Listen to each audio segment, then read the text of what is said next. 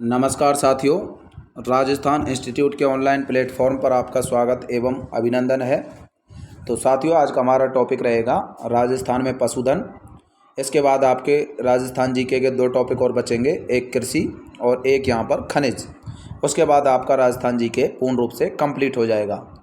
उसके बाद भी यदि कोई आपका एक आध टॉपिक बच गया हो तो आप मुझे अवगत कराएं, जिससे कि मैं उसको भी कंप्लीट करवा दूं। तो चलिए बिना टाइम गवाए यहाँ पर स्टार्ट करते हैं राजस्थान में पशुधन के बारे में। तो सबसे पहले मैं आपको बता देता हूँ, राजस्थान में जो पशुगणना होती है, पशुओं की गणना हर 5 साल के अंतराल पर की जाती है। प्रत्येक 5 साल के बाद जो है पशुगणना की जाती है। और पशुगणना का कार्य जो किया जाता है वो कौन करता है? पशुपालन निदेशालय के द्वारा और राजस्व मंडल अजमेर के द्वारा किया जाता है। तो राजस्थान जो राजस्व मंडल है वो अजमेर में है और पशुपालन जो निदेशालय है वो कहाँ पर है? जयपुर में। ये दोनों मिलकर के जो है ये पशुओं की गणना करवाते हैं, पशुगणना का कार्य करवाते हैं। तो ये क्वेश्चन पूछा गया है, राजस्व मंडल अजमेर और पशुपालन निदेशालय जयपुर, ये दोनों संयुक्त रूप से जो है पशुगणना का कार्य करवाते हैं। भारत में बात करूं मैं, पहली बार पशुगणना का कार्य कब हुआ था? दिसंबर 1919 से अप्रैल के महीने में 1920 में ख़त्म हुआ था। तो यहाँ पर दिसंबर 1919 से अप्रैल 1920 के मध्य पहली बार आज़ादी से पहले जो पशुगणना हुई थी वो दिसंबर 1919 से अप्रैल 1920 के मध्य हुई थी। अब आज़ादी के बाद की बात करूं, मतलब 1947 के बाद की बात करूं, तो 1947 के बाद पहली पशुगणना कब हुई? 1951 में। तो आज़ादी के बाद की बात करूं, 1947 में हमारा देश आज़ाद हुआ, उसके बाद जो है पशुगणना 1951 में हुई। तो आज़ादी के बाद पूछा जाए पहली पशुगणना कब हुई? 1951 में। लेकिन पहली बार पशुगणना आज़ादी से पहले दिसंबर 1919 से अप्रैल 1920 के मध्य करवाई गई थी और आज़ादी के बाद पहली पशुगणना 1951 में हुई थी। अब जो ये 1951 में पहली पशुगणना हुई जो आज़ादी के बाद, ये राजस्थान की 7वें नंबर की पशुगणना थी। तो ये बात आपको ध्यान रखनी है। मतलब 1947 से पहले 6 बार पशुगणना हो चुकी थी और 7वीं जो पशुगणना हुई थी वो आज़ादी के बाद यहाँ पर हुई थी।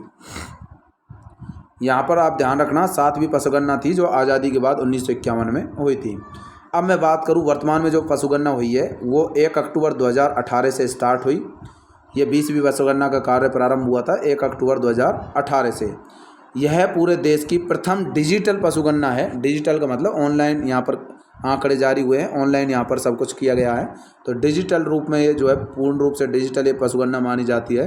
तो प्रथम डिजिटल पशुगणना पूछी जाए तो 20वीं पशुगणना। तो वर्तमान में जो पशुगणना हुई है वो 20वीं पशुगणना है। ये बात आपको ध्यान रखनी है। कई बार सीधे सीधे यही बातों को पूछ लेता है कि वर्तमान में कौन सी पशुगणना के आंकड़े जारी हुए हैं।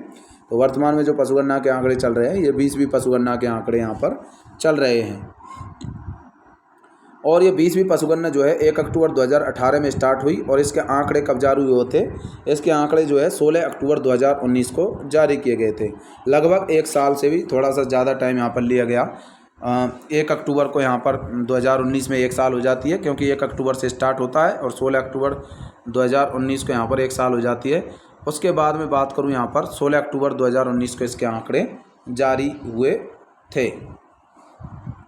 20वीं पशुगणना में कौन कौन से पशुओं की संख्या कौन कौन से राज्यों में ज़्यादा है तो वो मैं बता देता हूँ। सबसे पहले यहाँ पर तो राजस्थान की बात करूँ तो राजस्थान में जो है दूसरे नंबर पर जो पशुधन है वो सबसे ज़्यादा है पूरे देश का। उत्तर प्रदेश में सबसे ज़्यादा पशुधन है 6.78 लाख। दूसरे स्थान पर राजस्थान है 5.68 लाख। तीसरे स्थान पर पूरे देश में मध्य प्रदेश में पशुओं की संख्या ज़्यादा है। तो यहाँ पर मध्य प्रदेश का आप देखोगे 4.06 लाख, तो 4.06 लाख मध्य प्रदेश में। तो सबसे ज़्यादा पशुधन जो है उत्तर प्रदेश में। यूपी में सबसे ज़्यादा पशुधन है 6.78 लाख। उसके बाद यहाँ पर राजस्थान में है और राजस्थान के बाद यहाँ पर एमपी में है। तो उत्तर प्रदेश में 6.78 लाख हो गए और राजस्थान में 5.68 लाख हो गए और मध्य प्रदेश की बात करूँ तो इसमें 4.06 लाख है। तो ये आपको ध्यान रखना है, सबसे ज़्यादा उत्तर प्रदेश, दूसरे नंबर पर पशुओं की संख्या राजस्थान में ज़्यादा है पूरे भारत में मैं बात करूँ तो। अब मैं बात करता हूँ यहाँ पर 20वीं पशुगणना के अनुसार राजस्थान में कुल पशुधन जो है वो कितना है? 568.01 लाख। अर्थात मैं 5.68 कह दूँ चाहे 568.01 लाख कह दूँ, एक ही बात है। तो पूर्ण रूप से जो फिक्स आंकड़ा है वो यहाँ पर 568.01 लाख है। उसके बाद बात करता हूँ मैं कुक्कुट का मतलब होता है मुर्गा मुर्गी जो होते हैं। मुर्गा पालन या मुर्गी पालन को कुक्कुट पालन हम कहते हैं। और यहाँ पर कुक्कुट या मुर्गियों की संख्या जो है टोटल राजस्थान में 146.23 लाख है। ये भी आपको ध्यान रखना है, 146.23 लाख। तो ये टोटल यहाँ पर कुक्कुट राजस्थान में पाए जाते हैं, 146.23 लाख यहाँ पर पाए जाते हैं। और टोटल ये सभी पशु जो हैं, ये कुल पशुधन का जो है, पूरे देश के पशुधन का कितने परसेंट भाग है राजस्थान में? 10.60% राजस्थान में टोटल पशु पाए जाते हैं। पूरे भारत के पशुओं का कितने परसेंट पाए जाते हैं राजस्थान में, ये पूछा जा सकता है आपसे, ये ध्यान रखना, बहुत इंपॉर्टेंट है ये। 10.60 लाख, तो 10.60% जो है ये पाए जाते हैं। तो 10.60% टोटल पशु जो है राजस्थान में पाए जाते हैं, पूरे भारत के पशुधन का। पूरे भारत के पशुधन का 10.60% पशुधन राजस्थान में पाए जाते हैं। तो ये बात आपको यहाँ पर ध्यान रखनी है। अब मैं यहाँ पर बात करता हूँ, राजस्थान में बात करूँ तो राजस्थान में देश का गोवंश जो है वो कितने परसेंट पाया जाता है? 7.24% गाय राजस्थान में पाई जाती हैं। पूरे भारत का 7.24% गाय राजस्थान में है। भैंस कितने परसेंट पाई जाती हैं? 12.47% भैंस राजस्थान में पाई जाती हैं। बकरियाँ 14% जो है बकरियाँ राजस्थान में पाई जाती हैं। भेड़ केवल 10.64% राजस्थान में पाई जाती है। और ऊँट जो है, यहाँ पर ऊँटों की बात करूँ तो ये 84.43% ऊँट राजस्थान में पाए जाते हैं। और ये कुल देश के टोटल पशुधन का कितने परसेंट है? सभी पशु जो हैं 10.60% भाग बनाते हैं। ये सभी पशु जो हैं ये 10.60% है पूरे देश के पशुधन का। ठीक है, तो ये आंकड़ा आपको ध्यान रखना है। तो राजस्थान में देश का गोवंश कितना है? 7.24%। भैंस कितनी है? 12.47%। बकरियाँ 14%। भेड़ जो है 10.64%। ऊँट जो है 84.43%। और ये सभी पशु जो है देश के कुल पशुधन का 10.60% भाग जो है बनाते हैं। उसके बाद मैं बात करता हूँ यहाँ पर 2012 में टोटल पशुधन कितना था? वो था 5.77 लाख था। 2012 में तो केवल 5.77 लाख था। और वर्तमान में मैं बात करूं तो वर्तमान में जो है पशुओं की संख्या अब गिरावट आई है। तो जो 19वीं पशुगणना थी वो 2012 में जो है स्टार्ट हुई थी। तो उस समय जो है 2012 में जो 19वीं जो पशुगणना हुई थी, उस टाइम में मैं बात करूं तो टोटल कितने पशु थे? 5.77 लाख पशु थे। ठीक है, तो 2012 से कब तक रहे थे इसके आंकड़े? 2017 तक रहे थे। 2018 में तो ये स्टार्ट हो गई 1 अक्टूबर से 20वीं पशुगणना। तो यहाँ पर जो है ये ध्यान रखना आपको, पिछली पशुगणना में टोटल पशु कितने थे? 5.77 लाख। अब की बार कितने हो गए? 5.68 लाख। ठीक है, तो यहाँ पर ये ध्यान रखना है। तो यहाँ पर बढ़ोतरी हुई जो है थोड़ी, जो है आप देखोगे यहाँ पर कुल पशुधन जो है पहले कितने थे? 5.77 लाख, और अब की बार रह गए 5.68 लाख। इसका मतलब पशुओं की संख्या में क्या हो गई? गिरावट हो गई, क्योंकि पिछली बार तो 5.77 लाख थे 2012 में जो 19वीं पशुगणना थी उसमें, और अब की बार जो 20वीं पशुगणना हुई है उसमें 5.68 लाख रह गए। इसका मतलब इसका निकालें परसेंटेज हम, 5.77 लाख का 5.68% कितना? 5.68 लाख कितना होगा? 1.66% कमी ये निकलेगी। तो यहाँ पर जो है 1.66% की जो है टोटल कमी हुई है। तो पशुगणना में 19वीं पशुगणना की अपेक्षा जो है 20वीं पशुगणना में कितने परसेंट कमी हुई है? 1.66% पशुओं की संख्या में कमी हुई है। ये बात आपको ध्यान रखनी है, क्योंकि ये पूछी जा सकती है कि 19वीं पशुगणना की अपेक्षा 20वीं पशुगणना में कितने परसेंट जो है पशुओं की संख्या में गिरावट आई है? 1.66% पशु जो है कम हो गए हैं। पहली पशुगणना में 5.77 लाख पशु थे, लेकिन अब 5.68 लाख हो गए। इसका मतलब 1.66% की यहाँ पर कमी हो गई है। अब मैं पशु घनत्व की बात करता हूँ। तो पशुगणना के अनुसार राजस्थान में कुल पशु घनत्व जो है 166 पशु प्रति वर्ग किलोमीटर है। मतलब कुल पशुधन का कितना है? 166 पशु प्रति वर्ग किलोमीटर। ये कुल पशुधन नहीं है, कुल जो पशु घनत्व है उसकी बात की गई है। प्रिंटिंग मिस्टेक है थोड़ी, तो ध्यान रखना है आपको। पशु घनत्व, तो पशु घनत्व जो है कितना है? 166 है। ये भी आपसे पूछा जा सकता है। तो टोटल पशु घनत्व कितना है? 166। मतलब हर वर्ग किलोमीटर की बात करूं, प्रत्येक वर्ग किलोमीटर में 166 पशु राजस्थान में पाए जाते हैं। जैसे कि मान लो ये एक वर्ग किलोमीटर एरिया है, इसमें कितने पशु पाए जाएंगे? 166। अगला फिर एक वर्ग किलोमीटर एरिया है, उसमें भी 166 पशु। तो लगभग ऐसे ही एक वर्ग किलोमीटर एरिया में 166 पशु पाए जाते हैं। उसे ही हम पशु घनत्व कहते हैं। तो एक वर्ग किलोमीटर की मैं बात करूं, एक वर्ग किलोमीटर में कितने पशु पाए जा रहे हैं, वही पशु घनत्व कहलाता है। तो एक वर्ग किलोमीटर में राजस्थान में कितने पाए जाते हैं पशु? 166 पशु जो है प्रति वर्ग किलोमीटर यहाँ पर पाए जाते हैं। अब मैं यहाँ पर बात कर रहा हूँ राजस्थान में सर्वाधिक संख्या वाले पशु। तो सर्वाधिक संख्या वाले कौन कौन से पशु राजस्थान में पाए जा रहे हैं? यहाँ पर मैं बात कर रहा हूँ बकरियों की संख्या जो है राजस्थान में 20.84 लाख पाई जाती है। गायों की संख्या 13.9 लाख पाई जाती है। भैंसों की संख्या 13.7 लाख यहाँ पर पाई जाती है। भेड़ों की संख्या जो है यहाँ पर 10.64 लाख यहाँ पर पाई जाती है। अब देखिए सबसे ज़्यादा बकरियों की संख्या यहाँ पर आपको दिख रही होगी। बकरियों की संख्या सबसे ज़्यादा पाई जाती है। परसेंटेज बात करूँ तो 14% बकरियाँ राजस्थान में पाई जाती हैं। संख्या की बात करूँ तो 20.84 लाख बकरियाँ राजस्थान में पाई जा रही है। गायों की टोटल में बात करूँ तो 13.9 लाख गाय जो है ये राजस्थान में पाई जा रही हैं। परसेंटेज केवल 7.24% जो है गाय राजस्थान में पाई जाती हैं। अब मैं भैंसों की बात करूं तो 13.7 लाख भैंसें जो है ये राजस्थान में पाई जाती हैं। परसेंटेज इसकी मैंने ऊपर बताई थी आपको, 12.47% भैंस जो है ये राजस्थान में पाई जाती हैं। वैसे संख्या जो है इनकी 13.7 लाख है।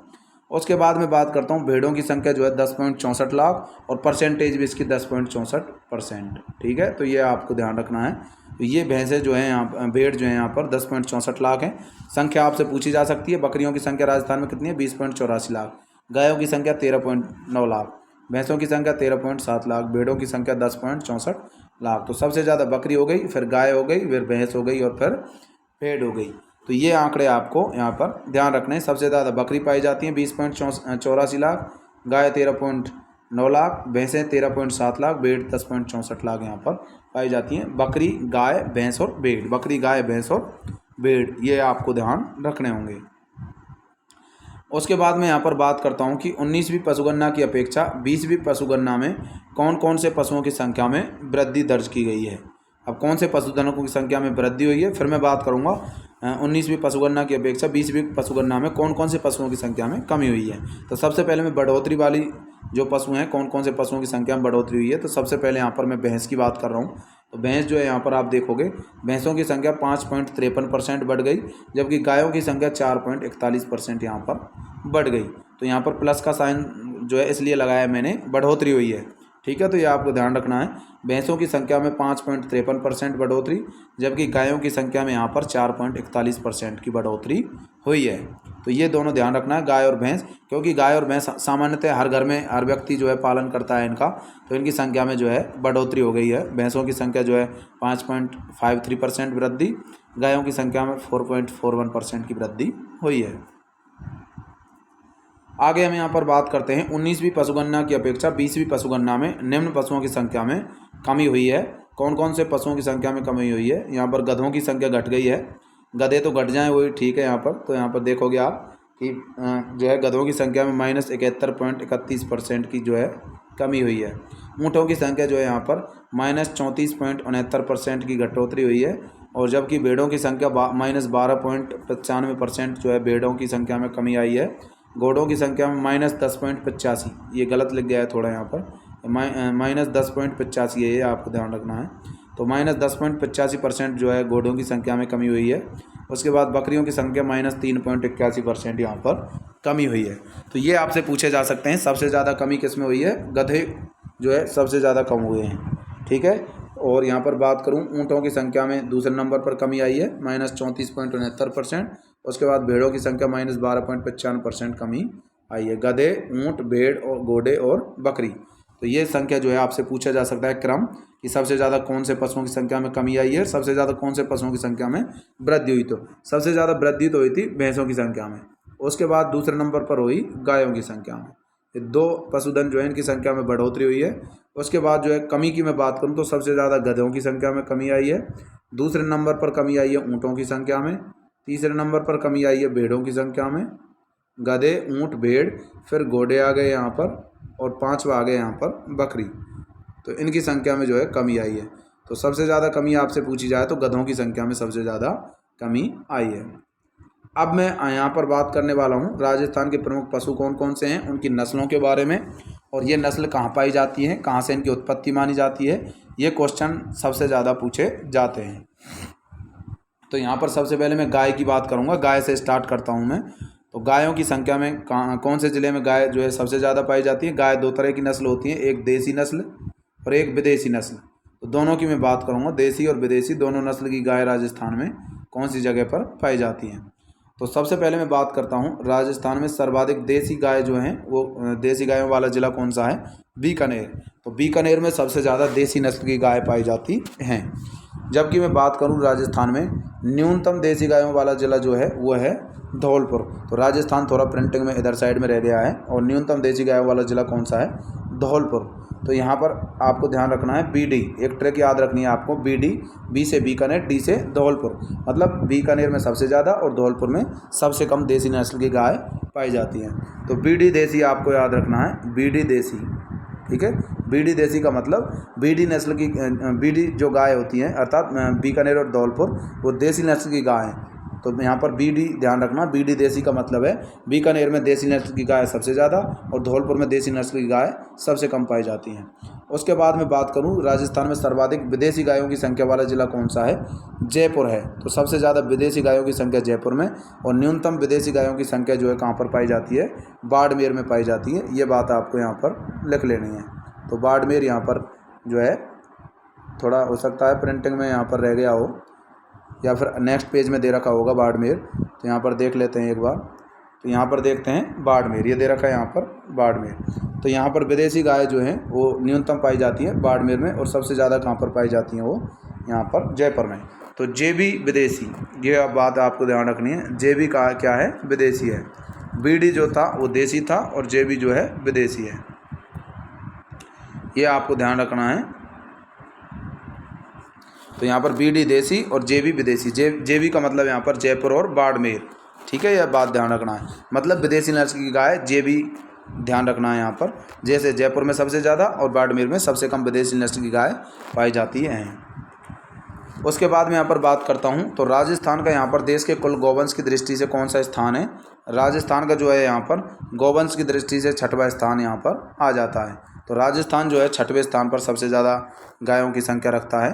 तो पहले मैं बात करूँ यहाँ पर कौन कौन से 6ठे नंबर पर कौन सा जिला, कौन सा राज्य आता है गायों की संख्या में? राजस्थान आता है। उससे पहले 5 राज्य और हैं जहाँ पर गाय सबसे ज़्यादा पाई जाती हैं। और राजस्थान में कुल गौवंश का कितना है? पूरे भारत का गौवंश कितना है राजस्थान में? 7.24%। ये मैंने ऊपर भी बता दिया था, एक साथ सभी पशुओं का कौन कौन से पशु कितने % पाए जाते हैं वो मैंने ऊपर भी बता दिया है, लेकिन यहाँ पर भी मैंने लिख दिया 7.24% गाय पूरे देश की राजस्थान में पाई जाती हैं।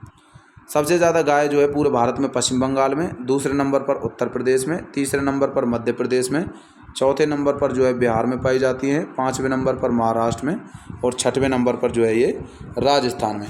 तो यही बात मैं यहाँ पर बताना चाहता हूँ कि राजस्थान में कौन से नंबर पर जो है राजस्थान का कौन सा स्थान है? 6वां स्थान। तो राजस्थान का जो है गायों की संख्या की दृष्टि से कौन सा स्थान हो गया यहाँ पर? 6वां स्थान यहाँ पर हो जाता है। ये 5 राज्य आपसे नहीं पूछेगा, वो पूछेगा राजस्थान का स्थान कौन सा है गायों की संख्या में, वो है 6वां स्थान। पहला किसका था? पश्चिमी बंगाल का, दूसरा उत्तर प्रदेश का, फिर मध्य प्रदेश का, यहाँ पर बिहार का, फिर महाराष्ट्र का, ठीक है। ये बात आपको ध्यान रखनी है। अब गायों की नस्ल की मैं बात करूंगा, कौन कौन सी गायों की नस्लें हैं और कौन कौन से ज़िलों में ये पाई जाती हैं। नस्लों के बारे में क्या से क्वेश्चन आता है, यहाँ पर नस्लों के नाम दे देगा, इधर ज़िलों के नाम दे देगा, फिर उनके मिलान करवाएगा, इधर उधर आपको मिलान करने होते हैं। ये बात आपको ध्यान रखनी है। तो यहाँ पर सबसे पहले मैं बात करता हूँ थारपारकर नस्ल, या फिर मालानी, या फिर सफ़ेद सिंधी। इन तीनों के एक ही बात है, थारपारकर नस्ल, मालानी नस्ल, या फिर सफ़ेद सिंधी। ये थारपारकर जो नस्ल है, जिसे हम मालानी नस्ल भी के नाम से जानते हैं, मालानी नस्ल क्यों कहते हैं? क्योंकि ये मालानी क्षेत्र जो है बाड़मेर का, वहाँ पर ये गाय जो है पाई जाती है। थारपारकर क्यों कहते हैं? क्योंकि पाकिस्तान के थारपारकर ज़िले से इसकी उत्पत्ति मानी जाती है, इस वजह से इसको हम थारपारकर भी कह देते हैं। अब यहाँ पर हम देखते हैं, देखिए दूध की दृष्टि से उत्तम नस्ल मानी जाती है। उत्पत्ति थारपारकर पाकिस्तान से इसकी मानी जाती है। और राजस्थान में कौन कौन से ज़िलों पर ये पाई जाएंगी? पश्चिमी राजस्थान के जो सीमावर्ती ज़िले हैं वहाँ पर ये पाई जाती है। तो यहाँ पर ये ज़िले जो हैं पश्चिमी राजस्थान में जैसलमेर, जोधपुर, बाड़मेर, जालौर, इन ज़िलों में यहाँ पर पाई जाती है। यहाँ पर हो गया जैसलमेर, फिर जालौर हो गया नीचे, जैसलमेर जो है, उसके बाद बाड़मेर, फिर जालौर, और जो है यहाँ पर इन ज़िलों में ये पाई जाती है। इधर जो है जोधपुर हो गया, तो इन ज़िलों में ये पाई जाती है। ये बात आपको ध्यान रखनी है। तो जैसलमेर, जोधपुर, बाड़मेर, जालौर, और जो पश्चिमी राजस्थान वाले जो ज़िले हो गए ये जैसलमेर, जोधपुर, बाड़मेर, जालौर, ये पश्चिमी राजस्थान के ज़िले हैं। तो यहाँ पर कई बार वो डायरेक्ट भी पूछ लेता है कि थारपारकर या मालानी या सफ़ेद सिंधी जो गाय है वो राजस्थान के कौन सी साइड में पाई जाती है? पूर्वी राजस्थान, उत्तरी राजस्थान, दक्षिणी राजस्थान, या फिर पश्चिमी राजस्थान, तो यहाँ पर ध्यान रखना है पश्चिमी राजस्थान में ये थारपारकर, महारानी या सफ़ेद सिंधी नस्ल ये पाई जाती हैं। दूसरी नस्ल की गाय की मैं बात करता हूँ यहाँ पर। दूसरी नस्ल है यहाँ पर गिर रेंडा या फिर अजमेरा। तो गिर नस्ल की मैं बात करता हूँ यहाँ पर। गिर रेंडा या अजमेरा नस्ल की जो गाय है वो यहाँ पर कहाँ पाई जाती है। अब देखिए गिर नाम इसका क्यों रखा गया है, क्योंकि गिर गुजरात से इसकी उत्पत्ति मानी जाती है। गिर से इसकी जो है गिर गुजरात में पड़ता है, तो वहाँ से इसकी उत्पत्ति मानी जाती है। ये भी जो है दूध की दृष्टि से उत्तम नस्ल मानी जाती है, अच्छा दूध देती है गाय भी। और ये राजस्थान में कहाँ पाई जाती है, राजस्थान में जो बीच वाले जो ज़िले हैं वहाँ पर, मध्य राजस्थान वाला जो एरिया है यहाँ पर बीचों बीच वाला, तो यहाँ पर ये पाई जाती है। अजमेर, भीलवाड़ा, टोंक और बूंदी, इन ज़िलों में ये पाई जाती है। तो मध्य राजस्थान में ये जो है पाई जाती है, अजमेर में, भीलवाड़ा, टोंक, बूंदी। तो गिर रेंडा या अजमेरा मध्य राजस्थान वाले ज़िले अजमेर, भीलवाड़ा, टोंक और बूंदी ज़िलों में ये पाई जाती है, और गिर गुजरात से इसकी उत्पत्ति मानी जाती है। उसके बाद तीसरी नस्ल की जो गाय है वो मैं यहाँ पर बात करता हूँ, वो है राठी नस्ल। अब देखिए राठी नस्ल की जो गाय है ये उत्तरी राजस्थान में पाई जाती है। देखिए ऊपर देखेंगे हम, ये राजस्थान का मैप है। यहाँ पर जो उत्तरी राजस्थान के ज़िले हैं यहाँ पर, जैसे गंगानगर, हनुमानगढ़, चूरू, बीकानेर, इन ज़िलों में ये पाई जाती है। तो यहाँ पर गंगानगर हो गया, हनुमानगढ़, बीकानेर और चूरू, ये ज़िले जो हैं यहाँ पर मुख्यतः गंगानगर, हनुमानगढ़ हो गया, चूरू हो गया, बीकानेर हो गया, इन ज़िलों में ये जो गाय है पाई जाती है। एक बार क्वेश्चन भी आया है राठी नस्ल का कि ये उत्तरी राजस्थान में पाई जाती है, पश्चिमी राजस्थान या मध्य राजस्थान या दक्षिणी राजस्थान, तो वहाँ पर आंसर था उत्तरी राजस्थान। तो ये बात आपको ध्यान रखना है, ऐसे कॉमन सेंस से आपको सोचना है। कई बार दिशा पूछ ले आपको तो ज़िले याद होने चाहिए कौन से ज़िलों में पाई जाती है, फिर उन ज़िलों को देखिए मैप में कौन से स्थान पर हैं, तब आप जो है इनको आसानी से कर पाओगे। ये जो राठी नस्ल की गाय है इसको हम राजस्थान की कामधेनु के नाम से भी जानते हैं। लाल सिंधी और साहिवाल जो नस्ल की जो गाय हैं उनकी ये संकर मानी जाती है, हाइब्रिड नस्ल ये मानी जाती है। राजस्थान की कामधेनु कहते हैं क्योंकि बहुत ज़्यादा दूध ये देती है, इस वजह से इसको राजस्थान की कामधेनु कह देते हैं। तो राठी नस्ल की गाय आपको ध्यान रखनी है। उसके बाद नेक्स्ट गाय जो है उसकी मैं बात करता हूँ यहाँ पर कांकरेज नस्ल। कांकरेज नस्ल की मैं बात करूँ तो कांकरेज नस्ल जो है ये दूध की दृष्टि से उत्तम मानी जाती है। ये द्विप्रयोजनी नस्ल है। द्विप्रयोजनी का मतलब होता है ये डबल जो यहाँ पर ब्रीड है, जो दोहरा जो जिसका उद्देश्य होता है, दोहरे उद्देश्य से जिस गाय को हम जो है बनाते हैं, उत्पत्ति जिसकी करवाते हैं, वो द्विप्रयोजनी नस्ल मानी जाती है। जैसे कि मैं बात करूँ द्विप्रयोजनी का मतलब हो गया, एक तो ये दूध ज़्यादा देगी, मतलब जो ज़्यादा दूध देती हो, एक उद्देश्य तो इसका ये हो गया। दूसरा उद्देश्य क्या है इसका कि इसकी उत्पादन क्षमता ज़्यादा हो। उत्पादन का मतलब ज़्यादा बार ब्याती है जो गाय, ठीक है। तो ये इसका दोहरा उद्देश्य हो गया। एक तो ये दूध भी ज़्यादा देगी ये नस्ल की गाय, और ज़्यादा बार ये ब्या सकती है। जो और गाय ब्याती हैं, मान लो कोई गाय 5 बार या 6 बार ब्याती है, ये उनसे ज़्यादा बार ब्याएगी, 10 बार ब्या सकती है, 11 बार ब्या सकती है, 15 बार ब्या सकती है। तो इस प्रकार आपको ध्यान रखना है। द्विप्रयोजनी का मतलब हो गया जिसका डबल एम हो, 2 उद्देश्य हों, जिसको 2 उद्देश्यों से, 2 प्रयोजन से जिस नस्ल को बनाया गया है, तो उसको कहते हैं द्विप्रयोजनी नस्ल। दूध और उत्पादन क्षमता ये दोनों का आपको ध्यान रखना है यहाँ पर, उसका मतलब होता है यहाँ पर द्विप्रयोजनी नस्ल। तो दोहरे उद्देश्य से इस नस्ल को जो है यहाँ पर बनाया गया है। ये ब्रीड जो है, ब्रीड का मतलब होता है अंग्रेजी में कहते हैं नस्ल, ब्रीड। तो ये जो ब्रीड है ये दोहरा डबल जो इसका एम है उसलिए बनाई गई है। तो यहाँ पर ध्यान रखना, कांकरेज नस्ल एक तो उत्तम जो है दूध की दृष्टि से उत्तम नस्ल है, और एक द्विप्रयोजनी नस्ल ये मानी गई है इस वजह से, ठीक है। तो इसकी उत्पत्ति कहाँ से मानी गई है, कच्छ गुजरात से मानी गई है, अर्थात गुजरात का जो कच्छ जिला है वहाँ से इसकी उत्पत्ति मानी गई है। जालौर, बाड़मेर ये दक्षिण पश्चिमी राजस्थान में पड़ते हैं, अर्थात गुजरात से सीमा बनाने वाले जो ज़िले हैं वहाँ से ये जो है राजस्थान में वहाँ पर ये पाई जाती है। जैसे कि यहाँ पर बात करूँ मैं, यहाँ पर हो गया बाड़मेर, फिर जालौर हो गया यहाँ पर। तो बाड़मेर और जालौर ये दक्षिणी पश्चिमी राजस्थान में यहाँ पर पड़ते हैं। जैसलमेर के बाद जस्ट नीचे जो है बाड़मेर, बाड़मेर के नीचे जस्ट जो है यहाँ पर जालौर हो गया, ऊपर हो गया बाड़मेर। तो ये जो ज़िले हैं यहाँ पर गुजरात है, तो गुजरात से सीमा बना रहे हैं ये ज़िले। तो गुजरात से सीमा बनाने वाले ज़िलों में ये जो है पाई जा रही है यहाँ पर बाड़मेर और जालौर में। तो ये दक्षिणी पश्चिमी राजस्थान में दोनों ज़िले जो हैं पड़ रहे हैं, क्योंकि इधर हो गया दक्षिण, इधर पश्चिम। तो दक्षिणी पश्चिम साइड में ये यहाँ पर पाई जा रही है। तो ये आपको ध्यान रखना है। जालौर और बाड़मेर जो दक्षिण पश्चिमी राजस्थान में पड़ते हैं वहाँ पर ये कांकरेज नस्ल की गाय जो है पाई जा रही है। अगली हम बात करते हैं यहाँ पर नागौरी नस्ल की मैं बात करता हूँ। अब देखिए ये क्वेश्चन जो है कई बार पूछा गया है नागौरी नस्ल के बारे में, तो वो आपको ध्यान रखना है। क्या पूछा जाएगा इसके बारे में, तो यहाँ पर पूछा जाता है कि नागौरी नस्ल की गाय फेमस है या फिर बैल फेमस हैं। तो ये बात आपको ध्यान रखनी है, नागौरी नस्ल के जो है बैल फेमस हैं, क्योंकि ये बैल जो है देखने में इनका सुडौल शरीर लगता है, बहुत ही गठीला शरीर इनका दिखता है, देखने में बहुत ही सुंदर बैल हैं और ये हल जोतने में जो है बहुत ज़्यादा जो है काम आते हैं ये नागौर ज़िले के आसपास वाले ज़िलों में और नागौर ज़िले में, और जो है बहुत ही मजबूत बैल हैं ये। तो ये बात आपको ध्यान रखनी है, ये पूरे भारत में जो है ये बैल जो है फेमस हैं। तो नागौरी नस्ल के जो बैल हैं बहुत ज़्यादा फेमस हैं। हल जोतने में देश में इनका बहुत ज़्यादा प्रयोग किया जाता है, हल जोतने के लिए इन बैलों का बहुत ज़्यादा प्रयोग करते हैं और इनकी उत्पत्ति जो है स्वालक क्षेत्र से मानी जाती है। स्वालक क्षेत्र या नागौर ज़िले में पड़ता है। तो ये मुख्यतः जो है क्वेश्चन पूछा गया है कि स्वालक क्षेत्र से जो है नागौरी नस्ल के बैलों की उत्पत्ति मानी जाती है। जो नागौरी नस्ल के बैल हैं वो स्वालक क्षेत्र जो है नागौर का, वहाँ से उत्पन्न हुए हैं।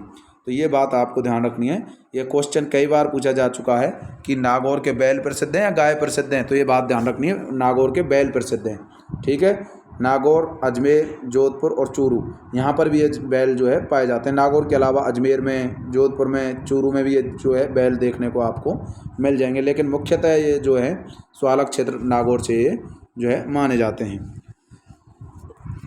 तो यहाँ पर नेक्स्ट मैं बात करता हूँ आगे, मालवी नस्ल की गायों की मैं बात करूँ तो मालवी नस्ल की जो गाय हैं, देखिए गाय तो नागौरी नस्ल में मिलती हैं, लेकिन नागौरी नस्ल की गाय से ज़्यादा फेमस कौन है, नागौरी नस्ल के बैल। अगली मैं बात करता हूँ यहाँ पर 6वें नंबर पर मालवी नस्ल की। तो मालवी नस्ल जो है वो कहाँ पर पाई जाती है, मध्य प्रदेश के जो आसपास के ज़िले हैं, मध्य प्रदेश से जो टच वाले ज़िले हैं राजस्थान के, उन ज़िलों में जो है ये पाई जाती है। एक बार मैं आपको राजस्थान का मैप बना देता हूँ, क्योंकि राजस्थान की आकृति विषम कोणीय चतुर्भुज है, इस वजह से इस प्रकार का मैं चतुर्भुज जैसी संरचना बनाता हूँ। तो यहाँ पर जो है मध्य प्रदेश है, एमपी, इधर देखोगे आप तो ये एमपी पड़ता है। एक सेकंड यहाँ पर देखता हूँ अभी,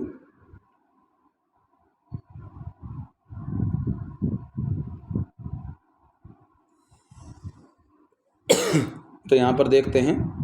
देखिए यहाँ पर मैं बात करूँ तो ये जो है मैप है, यहाँ पर जो है एमपी पड़ता है और एमपी से जो सटे हुए ज़िले हैं जैसे कोटा, झालावाड़, चित्तौड़गढ़ और यहाँ पर बात करूँगा मैं और थोड़ा उदयपुर, तो इन ज़िलों में जो है ये मालवी नस्ल की गाय जो है पाई जाती है। क्योंकि मालव का मतलब होता है मध्य प्रदेश, तो मालव जो क्षेत्र है वो पहले मध्य प्रदेश को कहा जाता था।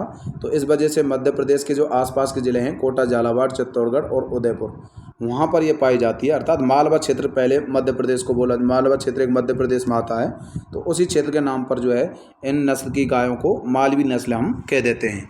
तो ये क्वेश्चन कई बार पूछा जाता है, जब भी मालवी या मालव नाम आ जाए या मालवा नाम आ जाए तो उसका संबंध जो है मध्य प्रदेश के आसपास के ज़िलों से आपको याद रखना है। जो राजस्थान के जो ज़िले मध्य प्रदेश से टच हैं उन ज़िलों को याद रखना है आपको, जब भी मालवी या मालवा नाम आ जाए तो ये बात आपको ध्यान रखनी है।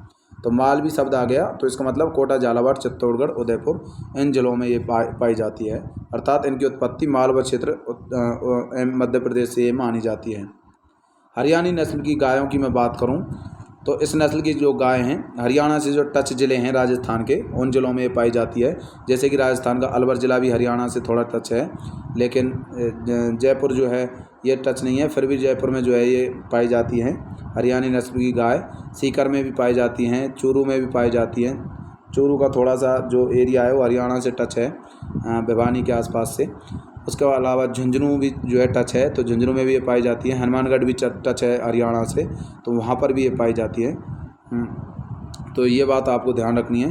तो थोड़ा थोड़ा जो है ये अलवर, सीकर, चूरू, झुंझुनू, हनुमानगढ़ ये जो है हरियाणा से टच है, इस वजह से हरियाणवी नस्ल की जो गाय हैं इन ज़िलों में पाई जाती हैं। तो अलवर, जयपुर, सीकर, चूरू, झुंझुनू, हनुमानगढ़ जो ज़िले हैं यहाँ पर हरियाणा की जो नस्ल हैं, हरियाणा नस्ल की जो गाय हैं पाई जाती है। लेकिन इनकी उत्पत्ति रोहतक से मानी जाती है। रोहतक ये हरियाणा में है, तो रोहतक क्षेत्र जो है हरियाणा का, वहाँ से इनकी जो है हरियाणवी नस्ल की गायों की मूल उत्पत्ति मानी जाती है।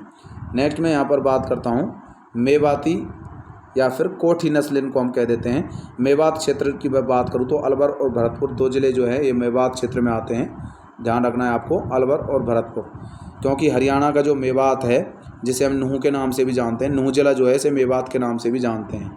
हरियाणा के एक ज़िला है नूह जिला, तो नूह जिला जो है ये जो है मेवात क्षेत्र के नाम से जाना जाता है। और नूंह ज़िले के नाम से ही, क्योंकि मुस्लिम जाति यहाँ पर ज़्यादा पाई जाती है नूंह ज़िले में हरियाणा के, और उसके आसपास राजस्थान का भी कुछ एरिया जो है वहाँ पर भी मुस्लिम समुदाय जो है ज़्यादा पाया जाता है। इस वजह से उस क्षेत्र को हम मेवात के नाम से जानते हैं। और इस ज़िले से मैं बात करूँ, नूंह के आसपास जो टच ज़िले हैं वो है अलवर और भरतपुर। इस वजह से अलवर भरतपुर जो क्षेत्र हैं इनको हम मेवात के नाम से जानते हैं। तो यहाँ पर मैं बात करता हूँ मेवाती नस्ल की गाय जो है अलवर और भरतपुर, इन दो क्षेत्रों में ये पाई जाती है। ये बात आपको ध्यान रखना। मेवाती या फिर कोठी नस्ल के नाम से भी इसको हम जानते हैं। तो मेवाती या कोठी नस्ल की गाय अलवर भरतपुर ज़िले में पाई जाती हैं। सांचौरी नस्ल की गायों की मैं बात करूं, ये सांचौर एक क्षेत्र है जालौर का, तो वहाँ पर ये पाई जाती है। सांचौर और उसके आसपास उदयपुर वाले एरिया में और सिरोही वाले एरिया में भी ये गाय जो है पाई जाती है। तो सांचौरी जो नस्ल है ये सिरोही, उदयपुर, सांचौर, जालौर, वहाँ पर ये नस्ल जो है पाई जाती है। ये बात आपको याद रखना है। हॉलिस्टीन एक विदेशी नस्ल की गाय है और सर्वाधिक दूध देने वाली एक विदेशी नस्ल की गाय जो है हॉलिस्टीन को माना जाता है। बहुत ज़्यादा दूध देती है गाय, हॉलिस्टीन नस्ल की गाय, ये भी आपको ध्यान रखनी है। ठीक है। हॉलिस्टीन की उत्पत्ति जो है हॉलैंड से मानी जाती है। तो हॉलैंड देश से जो है हॉलिस्टीन गाय की उत्पत्ति मानी जाती है। उसके बाद जर्सी नस्ल की गाय जो है इसकी उत्पत्ति अमेरिका से मानी जाती है। जर्सी की उत्पत्ति कहाँ से? अमेरिका से। रेड डेन नस्ल की गाय जो है डेनमार्क से इसकी उत्पत्ति मानी जाती है। रेड डेन में डेन से याद रखना, डेनमार्क। तो रेड डेन नस्ल की उत्पत्ति डेनमार्क से मानी जाती है। तो साथियों ये जो गाय हैं ये बात आपको ध्यान रखनी है, कौन कौन सी गाय की नस्लें, नस्लों के नाम भी याद रखने। कई बार नस्लों का जो है पूछ लेता है कि कौन सी नस्ल की गाय है या फिर भैंस है। जैसे कि नाम आपको ध्यान रख रहा है, राठी नस्ल की एक गाय होती है जो कि उत्तरी राजस्थान में पाई जाती है। थारपारकर जो नस्ल है उसे हम मालानी या फिर जो है सफ़ेद सिंधी भी कह देते हैं। थारपारकर या फिर मालानी या सफ़ेद सिंधी। या फिर मैं बात करूं कांकरेज, ये भी गाय की नस्ल होती हैं। कांकरेज ये जो है जो गुजरात के सीमावर्ती ज़िले हैं बाड़मेर, जालौर, वहाँ पर ये पाई जाती है, मतलब दक्षिण पश्चिमी राजस्थान में पाई जाती है। उसके बाद मैंने मध्य राजस्थान में भी एक गाय की नस्ल की बात करी थी, गिररेंडा या अजमेरा के नाम से जैसे हम जानते थे, गिररेंडा या फिर अजमेरा। तो वो मध्य राजस्थान में पाई जा रही थी, अजमेर के आसपास वाले ज़िलों में, अजमेर, भीलवाड़ा, टोंक, बूंदी में। उसके बाद मैंने आपसे बात करी सांचौरी नस्ल की गाय भी होती है। तो ये नस्लों के नाम भी याद रखने हैं, ये गाय होती है या नहीं होती है, कई बार इनके बारे में वो पूछ लेता है। सांचौरी नस्ल की गाय सिरोही, उदयपुर, सांचौर, जालौर में पाई जाती है। उसके बाद मैंने आपसे मालवी नस्ल की गाय की भी बात करी जो मध्य प्रदेश से टच वाले राजस्थान के ज़िले हैं, जैसे कि कोटा, चित्तौड़गढ़, झालावाड़ और उदयपुर, इन ज़िलों में पाई जा रही है। उसके अलावा मैंने आपसे यहाँ पर बात करी विदेशी नस्ल की कुछ गायें थीं, उनके बारे में। नागौरी नस्ल के बैलों के बारे में जो स्वालक क्षेत्र से जिनकी उत्पत्ति मानी जा रही थी, स्वालक क्षेत्र जो है नागौर में है, तो वहाँ से जिनकी उत्पत्ति नागौरी नस्ल। एक मैंने मेवाती नस्ल की बात करी जिन्हें हम कोठी के नाम से भी जानते हैं, अलवर भरतपुर वाले एरिया में पाई जाती है। एक मैंने आपसे हरियाणवी नस्ल की बात करी, हरियाणवी नस्ल की गाय भी पाई जाती है जो हरियाणा से सीमावर्ती ज़िले हैं उनमें ये पाई जाती है। हॉलैंड की मैंने बात करी, हॉलैंड से उत्पत्ति जो है हॉलिस्टीन गाय की मानी जाती है। जर्सी अमेरिका की उत्पत्ति है, अमेरिका से उत्पन्न मानी जाती है। रेड डेन डेनमार्क की जो है नस्ल मानी जाती है। नेक्स्ट गाय की नस्ल जो है ख़त्म हो चुकी है। उसके बाद मैं यहाँ पर बात करता हूँ भैंसों के बारे में। अब मैं यहाँ पर बात करता हूँ भैंसों के बारे में।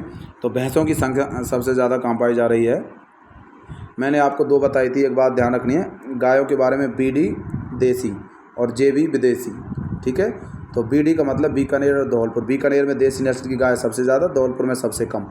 जेबी विदेशी का मतलब जयपुर में विदेशी नस्ल की गाय सबसे ज़्यादा और बाड़मेर में विदेशी नस्ल की गाय सबसे कम। अब मैं भैंसों की बात करता हूँ। भैंसों में सर्वाधिक संख्या में भैंसें कहाँ पाई जाती हैं? जयपुर ज़िले में सबसे ज़्यादा भैंसों की संख्या है और न्यूनतम भैंसों की संख्या जो है जैसलमेर में पाई जाती है। अब देखिए भैंसों की मैं बात करूं तो एक बात आपको ध्यान रखनी है मैप के माध्यम से। ये तो है यहाँ पर पूर्वी राजस्थान में जयपुर, इधर है यहाँ पर जैसलमेर। अब देखिए जयपुर जो है ये तो है पूर्वी राजस्थान वाला एरिया और जैसलमेर जो है ये पश्चिमी राजस्थान में पड़ता है। तो यहाँ पर बिल्कुल अपोजिट हो गए।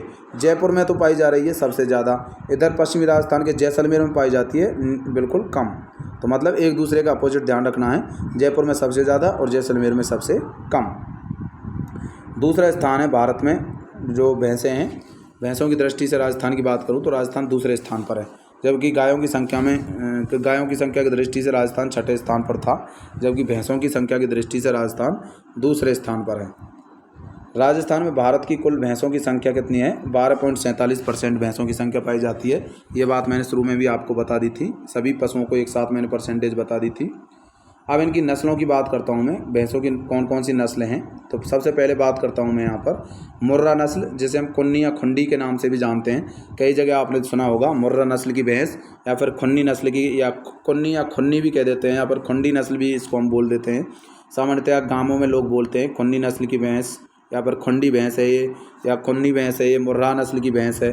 तो मुर्रा सब तो जो है बहुत कम काम में लेते हैं, लेकिन खुन्नी या फिर खुंडी नस्ल की जो भैंस है वो बहुत ज़्यादा काम में लेते हैं। तो सबसे ज़्यादा ये दूध देती है मुर्रा नस्ल की भैंस, जो है बहुत अच्छी मानी जाती है, बहुत ज़्यादा दूध ये देती है। और मैं बात करूँ यहाँ पर अलवर, भरतपुर, जयपुर, गंगानगर, इन जिलों में ये पाई जाती है। ये बात आपको ध्यान रखनी है, पूछा जाता है। तो मुर्रा नस्ल की भैंस अलवर में, भरतपुर में, जयपुर में, गंगानगर में, इन जिलों में पाई जाती है। मेवात एरिया में सबसे ज़्यादा पाई जाती है, अलवर भरतपुर जिलों में, जयपुर में भी ये सबसे ज़्यादा पाई जाती है, और गंगानगर में। तो इन जिलों में सबसे ज़्यादा पाई जाती है।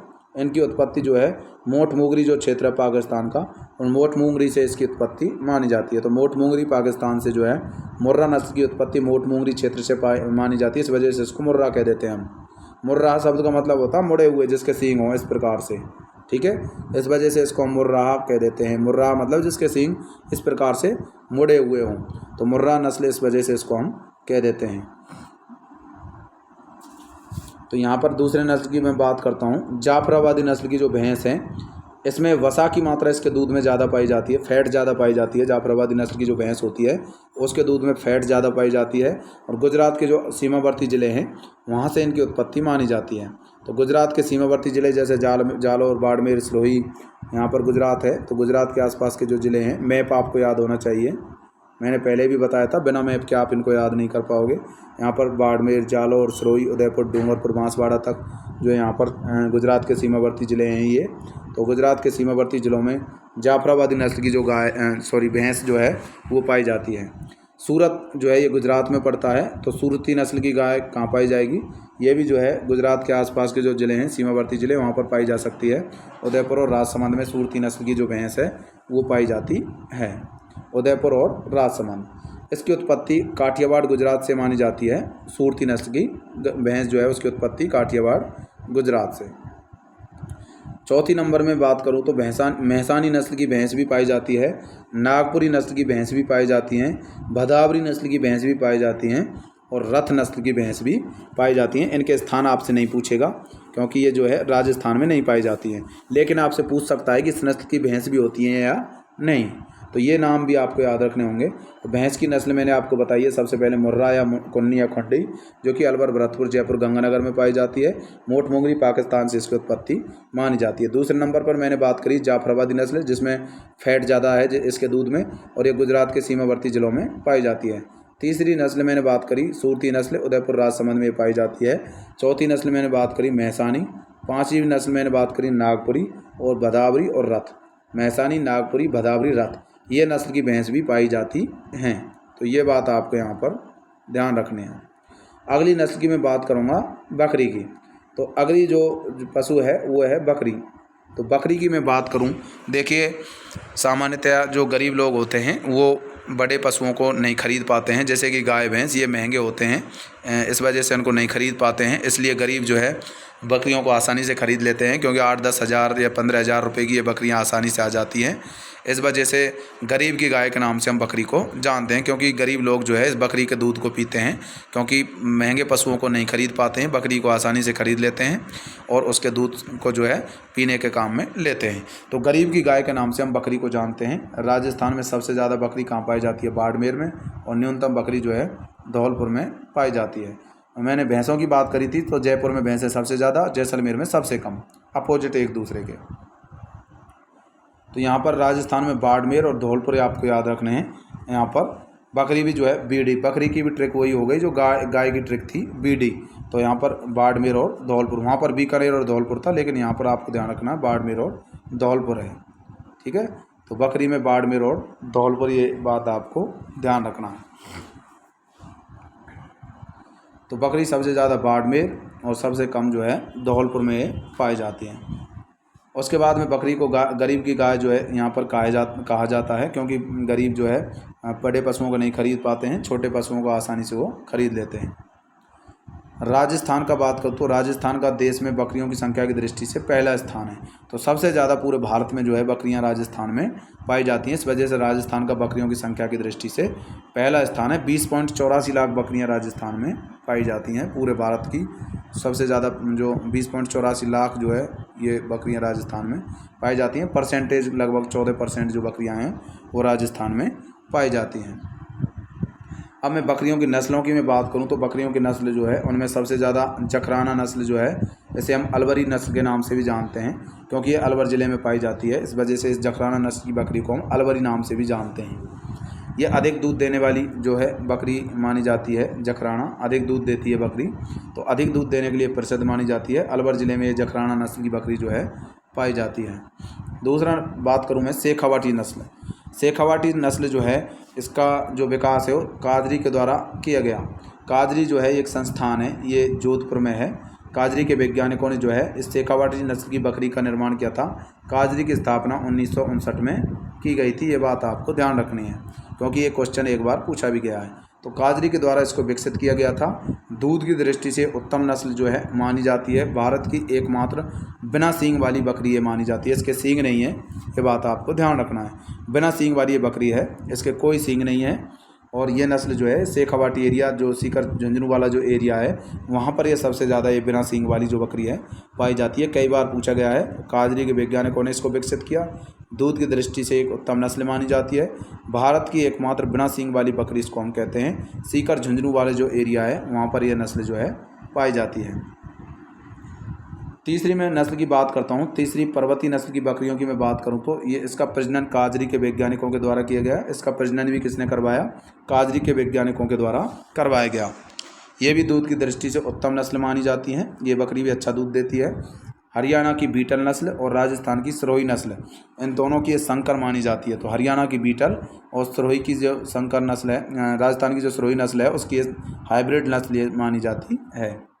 पर्वतसर जो है ये नागौर में पड़ता है। तो पर्वतसरी जो नस्ल है बकरी की वो पर्वतसर में पाई जाएगी, नागौर में, और अजमेर के आसपास वाले क्षेत्र में भी ये पाई जाती है। तो नागौर अजमेर ज़िले में जो है पर्वतसर जो बकरी की नस्ल है वो पाई जाती है। अगली नस्ल जो है बकरी की वो है बर्बरी नस्ल। तो बर्बरी नस्ल जो है बहुत ज़्यादा इम्पोर्टेंट है। ये क्वेश्चन पूछा जाता है। बर्बरी एक बकरी की सबसे सुंदर नस्ल मानी जाती है। बहुत ही सुंदर बकरियाँ होती हैं, देखने में बहुत ही अच्छी लगती हैं और सर्वाधिक प्रजनन दर इनकी मानी जाती है। प्रजनन दर का मतलब ज़्यादा बच्चे ये देती हैं। तो बहुत ज़्यादा संख्या में बच्चे जो है पैदा करती हैं। मतलब जैसे इनका ब्यांत जो है बहुत ज़्यादा होता है। जैसे मान लो हर साल बकरियां भी ज़्यादा देती हैं और ज़्यादा बार ये ब्याह सकती है ये बकरी। तो प्रजनन दर का मतलब ये सबसे ज़्यादा बार ब्याह सकती है। तो सर्वाधिक इसकी प्रजनन दर हो गई। क्षेत्रों की मैं बात करूँ तो कौन से क्षेत्र में पाई जाएगी? पूर्वी राजस्थान में बर्बरी नस्ल की बकरियाँ पाई जाती हैं। पूर्वी राजस्थान के वाले ज़िले जो हैं वो आपको कोई भी पूर्वी राजस्थान का एक ज़िला दे देगा ऑप्शन में और आपसे पूछ लेगा। बाकी और ज़िले अन्य स्थानों से देगा, उत्तरी राजस्थान, पश्चिमी या फिर दक्षिण से देगा। तो ये बात आपको ध्यान रखनी है। बर्बरी नस्ल की जो बकरी है बहुत ही सुंदर बकरी है। सर्वाधिक प्रजनन दर है। उसके क्षेत्र कौन से हैं? पूर्वी राजस्थान वाले एरिया में बकरी पाई जाती है। अगली मैं बात करता हूँ मारवाड़ी नस्ल की बकरी की। मारवाड़ी नस्ल में सर्वाधिक प्रतिरोधक क्षमता है, क्योंकि वहाँ पर गर्मी ज़्यादा पड़ती है, ज़्यादा तापमान है। रेत की वजह से जो है वहाँ पर प्रतिरोधक क्षमता भी उत्पन्न होती है। क्यों होती है? क्योंकि उस रेत में चलना पड़ता है तो उसको ताकत लगानी पड़ती है, तो पैर भी उसके मजबूत हो जाते हैं। और वहाँ पर ज़्यादा टेम्परेचर सहन करने की वजह से शरीर भी जो ज़्यादा मजबूत होता है, त्वचा भी मजबूत हो जाती है। तो इस प्रकार मारवाड़ी नस्ल जो है उसमें सर्वाधिक प्रतिरोधक क्षमता वहाँ पर पाई जाती है। राजस्थान के सबसे बड़े क्षेत्रफल पर सर्वाधिक संख्या में दूध व मांस के लिए प्रसिद्ध मानी जाती है। अर्थात ये बकरी बहुत ज़्यादा संख्या में दूध भी देती है। कौन सी बकरी? मारवाड़ी नस्ल की बकरी। तो ये सबसे ज़्यादा रोग प्रतिरोधक क्षमता वाली बकरी है और सर्वाधिक संख्या में दूध देती है। और मांस भी जो है, मांस के लिए भी ये बकरी जो है प्रसिद्ध है, मारवाड़ी नस्ल की बकरी। पश्चिमी राजस्थान में पाई जाती है। क्षेत्र कौन सा हो गया? क्योंकि मारवाड़ पश्चिमी राजस्थान में आता है, तो मारवाड़ वाला एरिया मतलब पश्चिमी राजस्थान वाले एरिया में ये बकरी पाई जाती है।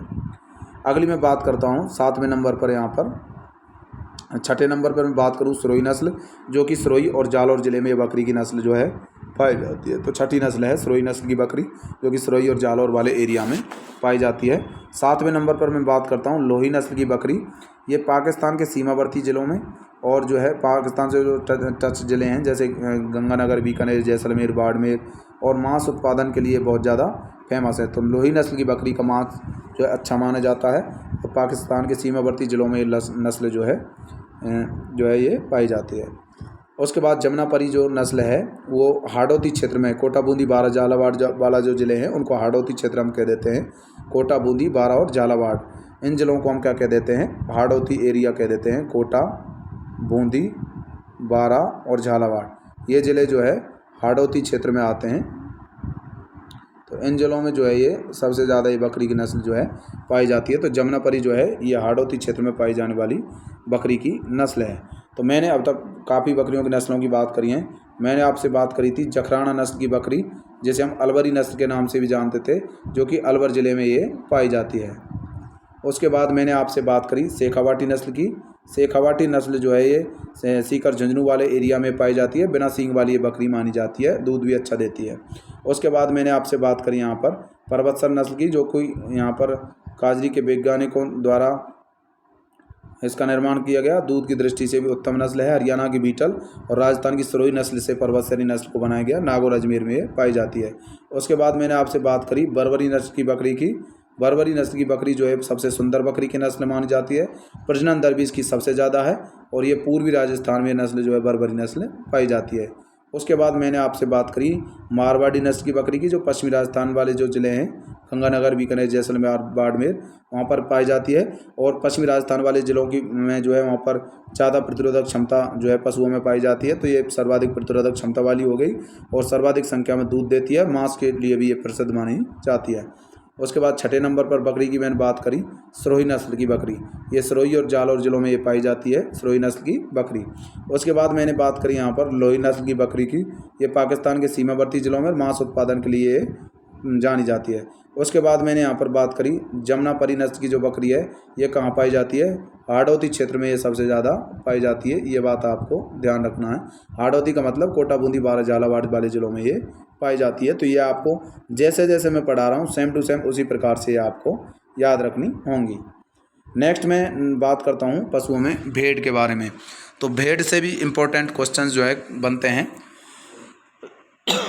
तो सबसे ज़्यादा भेड़ जो पाई जाती हैं वो बाड़मेर में पाई जाती हैं। जैसे बकरियां भी सबसे ज़्यादा बाड़मेर में पाई जाती थी और न्यूनतम बकरियां धौलपुर में पाई जाती थी, लेकिन यहाँ पर न्यूनतम भेड़ जो है बांसवाड़ा में पाई जाती हैं। तो भेड़ से याद रखना आपको बीवी, ठीक है? बीवी का मतलब बाड़मेर और बांसवाड़ा। भेड़ की बीवी नाम से आपको याद रखना है। भेड़ की बीवी का मतलब यहाँ पर बाड़मेर और बांसवाड़ा। बाड़मेर में सबसे ज़्यादा, बांसवाड़ा में सबसे कम। तो भेड़ की बीवी की बात करूं तो भेड़ की बीवी यहाँ पर सबसे ज़्यादा बाड़मेर में, भेड़ सबसे ज़्यादा बाड़मेर में है और न्यूनतम जो है बांसवाड़ा में। देखिए मैं इन शब्दों को इसलिए इस्तेमाल करता हूं जिससे कि आपको याद हो। मेरा उद्देश्य है आपको याद कराना। तो यहाँ पर जो है सर्वाधिक ये कहाँ पाई जाती हैं? भेड़ बाड़मेर में। न्यूनतम पाई जाती हैं ये बांसवाड़ा में। देश में बात करूँ पूरे भारत में इनका चौथा स्थान है। लगभग 10.64% भेड़ राजस्थान में पाई जाती हैं। चौथे नंबर पर जो है सबसे ज़्यादा भेड़ें जो हैं राजस्थान में पाई जाती हैं, जबकि बकरियों की संख्या की दृष्टि से राजस्थान पहले स्थान पर है। गायों की संख्या में चौथे स्थान पर, भैंसों की संख्या में दूसरे स्थान पर है और भेड़ों की संख्या में चौथे स्थान पर है। सर्वाधिक भेड़ों वाले राज्यों की बात करूं तो तेलंगाना हो गया, आंध्र प्रदेश, कर्नाटक और चौथे स्थान पर भेड़ें राजस्थान में पाई जाती हैं। तेलंगाना पहले स्थान पर है भेड़ों की संख्या की दृष्टि से। वहाँ पर तेलंगाना में सबसे ज़्यादा भेड़ें जो है मिलती हैं। उसके बाद आंध्र प्रदेश में, फिर उसके बाद कर्नाटक, फिर चौथे स्थान पर राजस्थान आता है।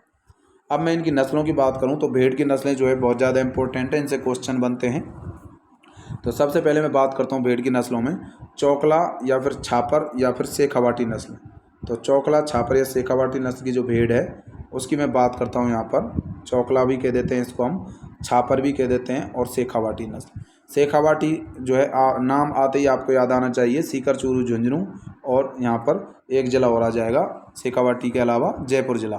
तो सीकर, चूरू, झुंझुनू, शेखावाटी ज़िले हो गए और एक जयपुर ज़िला और आपको याद रखना है। 4 ज़िले जो हैं वहाँ पर चौकला या छापर या शेखावाटी नस्ल पाई जाती है। भारत की इसको मैरिनो के नाम से भी जानते हैं। और सर्वोत्तम नस्ल की ऊन इस भेड़ से जो है मिलती है। इसकी ऊन जो है बहुत ही अच्छी मानी जाती है और बहुत ही सर्वोत्तम मानी जाती है। तो सर्वोत्तम नस्ल की ऊन जो है चौकला या छापर या शेखावाटी नस्ल की जो ऊन है उसको माना जाता है। दूसरी नस्ल की जो भेड़ है उसको बोलते हैं हम जैसलमेरी नस्ल की भेड़। तो जैसलमेरी नस्ल जो है जैसलमेर, जोधपुर, बाड़मेर जो ज़िले हैं पश्चिमी राजस्थान के ज़िले जैसलमेर, जोधपुर, बाड़मेर, वहाँ पर जैसलमेरी नस्ल पाई जाती है। अर्थात जैसलमेर के जो टच वाले ज़िले हैं उनमें भी ये पाई जाती है, क्योंकि जब मुख्य ज़िले जैसे जैसलमेर में है तो कुछ जो है उसके आसपास के ज़िलों में भी पाई जाती हैं।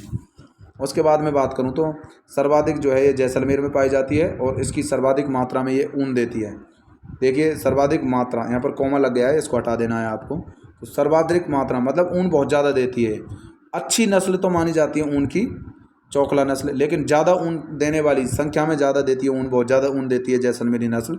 मतलब इस भेड़ के बार बार जो है ऊन आ जाती है शरीर पर और फिर उसको काटा जाता है। तो इस प्रकार आप समझ गए होंगे, सर्वाधिक मात्रा में क्वांटिटी सबसे ज़्यादा जो है इस नस्ल की भेड़ से मिलती है।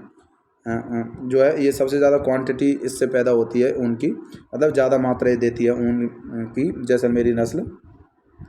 उसके बाद मैं बात कर रहा हूँ यहाँ पर तीसरे नंबर पर मारवाड़ी नस्ल की भेड़। तो मारवाड़ी नस्ल की भेड़ जो है ये जोधपुर, बाड़मेर, नागौर, पाली, ये पश्चिमी राजस्थान के ज़िले हैं। मारवाड़ वाले जो ज़िले हैं जोधपुर, बाड़मेर, नागौर, पाली, इन ज़िलों में ये पाई जाती है। तो पश्चिमी राजस्थान का और भी एक आध ज़िले आ जाएं तब भी वहाँ पर आपको मान लेना है इसको। तो मारवाड़ी नाम आ गया तो इसको मतलब मारवाड़ के जो आसपास के सब ज़िले हैं उनमें ये मिल सकती है। तो मुख्यतः जोधपुर, बाड़मेर, नागौर, पाली में पाई जाती है। सर्वाधिक क्षेत्रफल में ये मारवाड़ी नस्ल की बकरी पाई जाती है। क्षेत्रफल का मतलब एरिया में सबसे ज़्यादा ये बकरी पाई जाती है और सबसे ज़्यादा संख्या में भी ये बकरी मारवाड़ी नस्ल की बकरी भेड़ जो है ये पाई जाती है। क्योंकि इस इतने बड़े क्षेत्रफल पर मारवाड़ के काफ़ी ज़िले हैं, उन ज़िलों में ये पाई जा रही है मारवाड़ी नस्ल, मतलब संख्या भी इसकी सबसे ज़्यादा होगी, सबसे ज़्यादा क्षेत्रफल पर ये पाई जा रही है। चौथी नस्ल जो है पूगल नस्ल की बकरी। इसकी मैं बात करूं तो पूगल जो है एक स्थान है, ये बीकानेर में पड़ता है पूगल। तो पूगल, बीकानेर और जैसलमेर, इन दो ज़िलों में ये पूगल नस्ल जो है पाई जाती है, जैसलमेर और बीकानेर में, आपको याद रखना है। उसके अलावा मध्यम दर्जे की ऊन जो है इससे मिलती है और इसकी ऊन से गलीचे बनाए जाते हैं। ठीक है, गलीचे इसकी ऊन से बनाए जाते हैं। तो इसकी ऊन से क्या बनाए जाते हैं? गलीचे बनाए जाते हैं, ये आपको ध्यान रखना है। उसके बाद मैं बात करता हूँ यहाँ पर सोनाडी या फिर चनौथर नस्ल की जो भेड़ है उसके बारे में। तो सोनाडी या चनौथर नस्ल की जो भेड़ है उसकी मैं यदि बात करूँ तो ये उदयपुर, चित्तौड़गढ़ और डूंगरपुर जो ज़िले हैं इन ज़िलों में ये पाई जाती है। और इस नस्ल की बात करूँ सोनाडी, चनौथर, ये बात आपको ध्यान रखनी है, कहाँ पाई जाती है? उदयपुर, चित्तौड़गढ़ और डूंगरपुर में सोनाडी या चनौथर नस्ल की जो भेड़ है वो पाई जाती है। अगली नस्ल की मैं बात करता हूँ यहाँ पर नाली नस्ल। ये गंगानगर, हनुमानगढ़ और चूरू, नाली, गंगानगर, हनुमानगढ़ और चूरू, इन तीन ज़िलों को आपको याद रखना है। उत्तरी राजस्थान वाले ज़िले, वहाँ पर नाली नस्ल की जो भेड़ है वो पाई जाती है। उसके बाद यहाँ पर बात करता हूँ मैं बागड़ी नस्ल की भेड़। तो बागड़ी नस्ल की जो भेड़ है वो कहाँ पाई जाती है? अलवर में। तो बागड़ी नस्ल की बकरी जो भेड़ है वो कहाँ पाई जाती है? अलवर में। इस भेड़ का जो मुँह है वो कैसा होता है? काला मुंह होता है, ये बात आपको ध्यान रखना है। ये भेड़ जो है काले मुंह की भेड़ है, बागड़ी भेड़, और ये अलवर ज़िले में नस्ल जो है पाई जाती है। मालपुरा नस्ल की जो भेड़ है उसकी मैं बात करूँ तो मालपुरा ये टोंक में पड़ता है। तो टोंक के आसपास के जो ज़िले हैं वहाँ पर भी मिल जाता है। टोंक, भीलवाड़ा, अजमेर और बूंदी, इन ज़िलों में भी ये मालपुरा नस्ल की भेड़ जो है आसानी से मिल जाती है। टोंक, भीलवाड़ा, अजमेर और बूंदी। उसके बाद मैं बात करता हूँ मगरा या फिर चक्री नस्ल की जो भेड़ है उसके बारे में। तो ये जैसलमेर, बीकानेर, नागौर, इन ज़िलों में ये जो है आसानी से मिलती है। तो मगरा या चक्री नस्ल की जो भेड़ है जैसलमेर, बीकानेर, नागौर, तो इन ज़िलों में ये नस्ल जो है मगरा या चक्री मिल जाती है। तो ये ज़िले आपको याद रखने होंगे। खैरी नस्ल की जो भेड़ है ये जोधपुर, नागौर, पाली जो ज़िले हैं इनमें ये पाई जाती है। तो यहाँ पर ध्यान रखना है, खैरी नस्ल की बकरी भेड़ जो है कहाँ पर पाई जाती है? बकरी नहीं है, भेड़ है। ठीक है, कई बार वो कन्फ्यूज करेगा, आपको नाम देगा, बोलेगा कि ये बकरी की नस्ल है या भेड़ की नस्ल है, तो ये भी आपको नाम याद होने चाहिए। तो ये भेड़ की नस्ल है, खैरी नस्ल। तो यहाँ पर जोधपुर, नागौर, पाली, JNP आपको याद रखना है, जोधपुर, नागौर, पाली। तो JNP से आप इसको याद रख सकते हो, जोधपुर, नागौर, पाली। तो यहाँ पर ये नस्ल आपको याद रखनी है, चौकला या छापर नस्ल।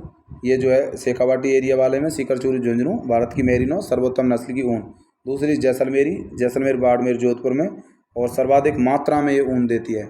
उसके बाद मारवाड़ी, ये मारवाड़ वाले ज़िले जो हैं जोधपुर, बाड़मेर, नागौर, पाली, वहाँ पर तो सर्वाधिक क्षेत्रफल में पाई जाती है। सर्वाधिक संख्या में भी ये मारवाड़ी नस्ल की भेड़ मिलती है। पूगल नस्ल की भेड़ ये बीकानेर, जैसलमेर में मध्यम दर्जे की ऊन व गलीचे इससे बनाए जाते हैं, पूगल नस्ल से। सोनाडी या चनौथर नस्ल की जो भेड़ है ये उदयपुर, चित्तौड़गढ़, डूंगरपुर में पाई जाती है। और एक बात आपको ध्यान रखना है, ये भेड़ जो है दक्षिण राजस्थान में पाई जाती है। तो दक्षिण राजस्थान वाले जो ज़िले हैं वहाँ पर ये जो है पाई जाती है, डूंगरपुर के आसपास वाले एरिया में। नाली का मतलब होता है ये उत्तरी राजस्थान वाले जो ज़िले हैं, गंगानगर, हनुमानगढ़, चूरू, तो वहाँ पर ये जो है नाली नस्ल की भेड़ पाई जाती है। बागड़ी नस्ल की भेड़ अलवर में पाई जाती है। काले मुँह वाली जो भेड़ है ये बागड़ी नस्ल की भेड़ है, कई बार क्वेश्चन पूछा गया है। बागड़ी नस्ल अलवर ज़िले में। मालपुरा नस्ल जो है ये टोंक, भीलवाड़ा, अजमेर, बूंदी में पाई जाती है। मालपुरा कहाँ पर? टोंक, भीलवाड़ा, अजमेर और बूंदी में। मगरा या चक्री नस्ल की जो भेड़ है, ये बात आपको ध्यान रखनी है, जैसलमेर, बीकानेर और नागौर ज़िले जो हैं JBN, ये बात है आपको ध्यान रखनी है। JBN में तो पाए जाते हैं मगरा या चक्री नस्ल, जबकि JNP में पाई जाती है, JNP में खैरी नस्ल, जोधपुर, नागौर, पाली, जोधपुर, नागौर, पाली, जोधपुर, बीकानेर और नागौर। JBN और JNP। JBN में तो पाई जाती है मगरा या चक्री नस्ल, और खैरी नस्ल JNP में। जैसलमेर, बीकानेर, नागौर में कौन सी? मगरा या चक्री, जैसलमेर, बीकानेर, नागौर में। खैरी नस्ल जोधपुर, नागौर, पाली में। अब मैं यहाँ पर बात करूँगा दोस्तों ऊँट के बारे में। तो ऊँट जो है यहाँ पर सबसे ज़्यादा कहाँ पर पाए जाते हैं उसकी मैं बात करने वाला हूँ। न्यूनतम कहाँ पर पाए जाते हैं? तो राजस्थान में ऊँट सबसे ज़्यादा पाए जाते हैं बाड़मेर में, और न्यूनतम पाए जाते हैं यहाँ पर प्रतापगढ़ में। तो राजस्थान में सबसे ज़्यादा जो है ऊँट जो है कहाँ पाए जाते हैं? बाड़मेर ज़िले में। और न्यूनतम ऊँट जो है कहाँ पर पाए जाते हैं? प्रतापगढ़ में पाए जाते हैं। भेड़ सबसे ज़्यादा बाड़मेर में, न्यूनतम प्रतापगढ़ में थी। उसी प्रकार ऊँट भी सबसे ज़्यादा बाड़मेर में, न्यूनतम जो ऊँट हैं वो कहाँ पाए जाते हैं? प्रतापगढ़ में पाए जाते हैं। अब राजस्थान में मैं बात करूं तो राजस्थान का जो है ऊँटों की संख्या की दृष्टि से प्रथम स्थान है। ये क्वेश्चन भी जो है पूछा जा सकता है कि राजस्थान का जो है ऊँटों की संख्या की दृष्टि से कौन सा स्थान है? पहला स्थान है, और 84.43% ऊँट जो है राजस्थान में पाए जाते हैं। ये बात भी मैंने पहले बता दी है। दूसरे नंबर पर मैं बात करूं तो ऊँटों की संख्या भारत में टोटल कितनी है? 2.13 लाख है। 2.13 लाख जो है राजस्थान में, सॉरी पूरे भारत में 2.43 लाख। इसका मतलब 2,13,000 जो है टोटल ऊँट जो है पूरे भारत में पाए जाते हैं। और राजस्थान के बाद मैं बात करूं दूसरे स्थान गुजरात का है, फिर हरियाणा का, फिर उत्तर प्रदेश का। सबसे ज़्यादा राजस्थान में ऊँट, उसके बाद गुजरात में भी पाए जाते हैं, और उसके बाद हरियाणा, फिर उत्तर प्रदेश। राजस्थान, गुजरात, हरियाणा और उत्तर प्रदेश। ऊँट के जो बच्चे होते हैं उनको टोडरी के नाम से जाना जाता है। टोडरी, ये पूछा जा सकता है कि ऊँट के बच्चों को क्या कहा जाता है? टोडरी के नाम से जानते हैं। अब देखिए ऊँट की नस्लें भी कई बार एग्जाम में पूछी जाती हैं कि कौन कौन सी नस्ल के ऊँट जो है पाए जाते हैं। तो सबसे पहले मैं बात करता हूँ नाचना या फिर जैसलमेरी नस्ल, इसको हम बोल देते हैं। अब देखिए नाम ही नाचना है तो इसका मतलब बहुत तेज़ दौड़ेगा, नाचेगा, तेज़ तेज़ तेज़ जाएगा, ऐसा लगेगा जैसे नाचता हुआ जा रहा है। तो नाचना नस्ल या फिर यहाँ पर जैसलमेरी नस्ल। तो यहाँ पर ध्यान रखना है आपको, जैसलमेर, जोधपुर, बाड़मेर और बीकानेर, पश्चिमी राजस्थान वाले जो ज़िले हैं, जैसलमेर के आसपास वाले ज़िले, जैसलमेर, जोधपुर, बाड़मेर और बीकानेर, उन ज़िलों में जो है ये पश्चिमी राजस्थान वाले ज़िलों में नाचना या जैसलमेरी नस्ल के ऊँट पाए जाते हैं। ये तेज़ दौड़ने के लिए, सवारी के लिए उपयुक्त हैं। और सीमा सुरक्षा बल का मतलब होता है BSF, बॉर्डर सिक्योरिटी फोर्स। तो BSF जो है ये एक फोर्स है इंडिया की, जो कि बॉर्डर वाले एरिया पर लगाई जाती है। जहाँ पर भी कोई बॉर्डर वाला एरिया होता है तो उन सीमावर्ती जो भाग हैं उन पर ये लगाई जाती है। तो पाकिस्तान के सीमावर्ती जो क्षेत्र हैं वहाँ पर राजस्थान में ये BSF लगाई गई है। तो BSF के जवान इसी ऊँट पर, जो नाचना नस्ल के जो ऊँट हैं, इन पर ही बैठकर जो है वहाँ पर सुरक्षा का काम करते हैं। तो सीमा सुरक्षा के जो जवान हैं उनके द्वारा जो नाचना नस्ल के ऊँट हैं उनका प्रयोग किया जाता है। तो नाचना नाम आ गया तो इसका मतलब तेज़ दौड़ते हैं, नाच नाच कर दौड़ते हैं, ऐसे आपको याद रखना है, जिससे कि आपको लंबे समय तक याद रहे। तो ये तेज़ दौड़ने के लिए भी प्रयुक्त हैं और सवारी के लिए भी ये सबसे ज़्यादा प्रयुक्त हैं। BSF या सीमा सुरक्षा बल जिसको हम बोलते हैं, BSF का मतलब सीमा सुरक्षा बल, बॉर्डर सिक्योरिटी फोर्स। दूसरी मैं बात करता हूँ गोमट या फलोदी नस्ल के ऊँट जो हैं, ये जोधपुर और बाड़मेर में पाए जाते हैं। फलोदी ये जोधपुर में पड़ता है। तो गोमट या फलोदी नस्ल के ऊँट इनको हम कह देते हैं, जो कि जोधपुर और बाड़मेर वाले एरिया में ये पाए जाते हैं। और ये बोझा ढोने में सबसे ज़्यादा उपयुक्त हैं। वजन कितना भी इन पर ले जा सकते हैं, बहुत ही जो है बोझा ढोने में बहुत ही उपयुक्त नस्ल ये मानी जाती है। तीसरी नस्ल यहाँ पर है ऊँटों की, वो है बीकानेरी नस्ल के ऊँट। ये बीकानेर, नागौर, गंगानगर, हनुमानगढ़ वाले एरिया में ये पाए जाते हैं और सामान्य कार्य जो हैं वहाँ पर लोग इसको सामान्य कार्यों में प्रयोग करते हैं। तो बीकानेर नस्ल के ऊँट जो है सामान्य कार्यों में प्रयुक्त किए जाते हैं। उसके बाद मैं बात करता हूँ चौथे नंबर पर अलवरी या फिर मेवाती नस्ल के जो ऊँट हैं वो अलवर भरतपुर वाले एरिया में पाए जाते हैं। ये सामान्य कार्यों में प्रयुक्त किए जाते हैं। तो अलवरी या मेवाती नस्ल के ऊँट जो है अलवर भरतपुर में पाए जाते हैं और सामान्य जो कार्य होते हैं उनमें प्रयुक्त किए जाते हैं। कच्छी नस्ल जो है, इस नस्ल के ऊँट जो है जालौर और बाड़मेर वाले एरिया में पाए जाते हैं, अर्थात सामान्य जो कार्य हैं उन सामान्य कार्यों में ये प्रयुक्त किए जाते हैं। कच्छी नस्ल जो है ये गुजरात से कच्छ जो है ये गुजरात का ही जिला है, तो कच्छ गुजरात से इनकी उत्पत्ति मानी जाती है और उसके आसपास जो ज़िले हैं कच्छ गुजरात से जो टच वाले ज़िले हैं दक्षिण पश्चिमी राजस्थान के जालौर, बाड़मेर, तो वहाँ पर इन ज़िलों में ये कच्छी नस्ल जो है पाई जाती है। उसके बाद जो है मैं बात करूँ सिंधी नस्ल, ये जैसलमेर, बाड़मेर में पाई जाती है क्योंकि सिंध प्रांत से इनकी उत्पत्ति मानी जाती है, पाकिस्तान के सिंध प्रांत से, इस वजह से इसका नाम जो है सिंधी नस्ल रख दिया गया है। ये भी जैसलमेर, बाड़मेर ज़िले में ये पाए जाते हैं। ये भी सामान्य कार्यों में प्रयुक्त होते हैं। खराई नस्ल भी एक ऊँट की नस्ल होती है, ये भी सामान्य कार्यों में प्रयुक्त की जाती है। ये सब जगह ये मिल जाते हैं खराई नस्ल के ऊँट, इस वजह से इनका कोई विशेष जगह जो क्षेत्र है वो नहीं है। तो ध्यान रखना, नाचना जैसलमेरी नस्ल ये जैसलमेर, जोधपुर, बाड़मेर, बीकानेर वाले इलाकों में तेज़ दौड़ने सवारी के लिए उपयोग, सीमा सुरक्षा बल के जवान इसका प्रयोग करते हैं। गोमट या फरोदी नस्ल के ऊँट ये जैसलमेर, जोधपुर, बाड़मेर क्षेत्र में पाए जाते हैं। बोझा ढोने में गोमट या फरोदी नस्ल के ऊँट ज़्यादा माने जाते हैं, अच्छे माने जाते हैं बोझा ढोने में। बीकानेरी नस्ल के जो ऊँट हैं वो बीकानेर, नागौर, गंगानगर, हनुमानगढ़ में सामान्य कार्यों के लिए प्रयुक्त किए जाते हैं। उसके बाद अलवरी या फिर मेवाती नस्ल के ऊँट अलवर भरतपुर में पाए जाते हैं। इनको अलवरी या मेवाती कह देते हैं क्योंकि अलवर भरतपुर में सामान्य कार्यों में इनको प्रयुक्त करते हैं। कच्छी नस्ल के जो ऊँट हैं जालौर, बाड़मेर में सामान्य कार्यों में इनको प्रयुक्त करते हैं। सिंधी नस्ल के ऊँट जो हैं जैसलमेर, बाड़मेर में पाए जाते हैं, सामान्य कार्यों में प्रयुक्त होते हैं। और खराई नस्ल के ऊँट जो हैं ये सामान्य कार्यों में प्रयुक्त किए जाते हैं। ऊँट सबसे ज़्यादा जो है कहाँ पर पाए जाते हैं? सबसे ज़्यादा ऊँट जो है ये बाड़मेर में और न्यूनतम ऊँट जो है सबसे कम जो है प्रतापगढ़ में पाए जाते हैं। अगली नस्ल की मैं बात करता हूँ यहाँ पर घोड़ों की नस्ल जो है उसके बारे में। तो घोड़े जो है सर्वाधिक कहाँ पर पाए जाते हैं? बीकानेर में। और सबसे कम घोड़े जो है ये कौन से ज़िले में पाए जाते हैं? डूंगरपुर में। तो घोड़े सबसे ज़्यादा कौन से ज़िले में? बीकानेर ज़िले में। तो घोड़ों का उत्पादन सबसे ज़्यादा होता है बीकानेर ज़िले में और घोड़ों का उत्पादन सबसे कम घोड़े जो है सबसे ज़्यादा कहाँ पर पाए जाते हैं? बीकानेर में। और घोड़े सबसे कम जो है कहाँ पर पाए जाते हैं? डूंगरपुर में। तो यहाँ पर ध्यान रखना, बीकानेर और डूंगरपुर। बीकानेर में सबसे ज़्यादा, डूंगरपुर में सबसे कम घोड़े जो है पाए जाते हैं। अब मैं यहाँ पर बात कर रहा हूँ साथियों मारवाड़ी या फिर मालानी नस्ल, ये कि बाड़मेर और जोधपुर ज़िलों में जो है ये नस्ल पाई जाती है। मारवाड़ी या फिर मालानी नस्ल सबसे तेज़ दौड़ने के लिए विख्यात मानी जाती है। यहाँ पर तेज लिख गया है, इसको रै को हटा देना, ऊपर से तेज है ये यहाँ पर। तो यहाँ पर ध्यान रखना है, सबसे तेज़ दौड़ने के लिए प्रसिद्ध है, विख्यात हैं। सिंधी और काठियावाड़ी नस्ल के जो घोड़े हैं उनसे जो है संकर करवा कर बनाए गए हैं। सो सिंधी और काठियावाड़ी नस्ल का ये संकर माने जाते हैं। तो ये मारवाड़ी या फिर मालानी नस्ल कहते हैं क्योंकि बाड़मेर का एक क्षेत्र है, मालानी क्षेत्र जो है बाड़मेर में पड़ता है। तो ये मालानी क्षेत्र से इनकी उत्पत्ति मानी जाती है, इस वजह से इनको मालानी नस्ल भी हम कह देते हैं। मालानी क्षेत्र में सबसे ज़्यादा पाए जाते हैं।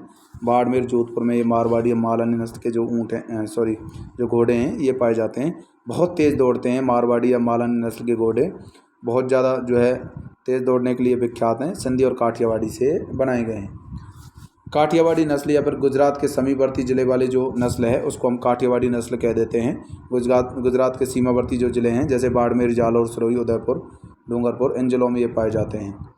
तो काठियावाड़ी जो नस्ल है घोड़े की सबसे सुंदर नस्ल मानी जाती है। महाराणा प्रताप का जो चेतक घोड़ा था वो भी काठियावाड़ी नस्ल का ही एक श्रेष्ठ घोड़ा माना जाता था।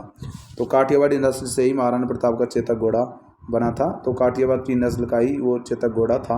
तो कई बार ये पूछ लिया जाता है इतिहास से जोड़ करके इस क्वेश्चन को कि महाराणा प्रताप का चेतक घोड़ा कौन सी नस्ल का घोड़ा था? तो वो काठियावाड़ी नस्ल का ही घोड़ा था। तो ये बात आपको ध्यान रखनी है। तो दो नस्लें यहाँ पर मैंने आपको घोड़ों की बताई हैं। एक तो बताइए मैंने यहाँ पर मारवाड़ी या फिर मालानी नस्ल जो कि बाड़मेर, जोधपुर में पाई जाती है, सबसे तेज़ दौड़ने के लिए विख्यात है। सिंधी और काठियावाड़ी नस्ल का संकर है। दूसरी नस्ल मैंने यहाँ पर बताई है आपको काठियावाड़ी या गुजरात के समीपवर्ती जिलों में घोड़े की सबसे सुंदर नस्ल। महाराणा प्रताप का चेतक घोड़ा भी काठियावाड़ी नस्ल का ही घोड़ा था। अब राजस्थान के प्रमुख पशु प्रजनन केंद्र जो हैं उनकी मैं बात करूंगा, कौन कौन से जो हैं पशु प्रजनन केंद्र हैं उनके बारे में बात करते हैं। कई बार इनसे सीधा क्वेश्चन पूछ लेता है पशु प्रजनन केंद्रों के बारे में कि सूकर प्रजनन केंद्र जो है ये अलवर ज़िले में है। यहाँ पर सूअरों का पालन किया जाता है और लार्ज वाइट यार्क सूअर की ये नस्ल जो है यहाँ पर पाली जाती है। तो लार्ज वाइट यार्कशायर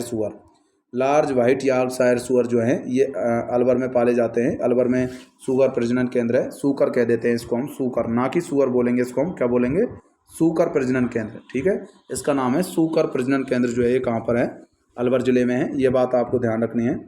और लार्ज वाइट यार्कशायर सूअर यहाँ पर पाले जाते हैं। अगली मैं बात करता हूँ मुर्रा भैंस प्रजनन केंद्र, ये कुम्हेर भरतपुर में है। कुम्हेर एक जो है स्थान है भरतपुर में, कुम्हेर तहसील है भरतपुर की, भरतपुर में ये तहसील है कुम्हेर।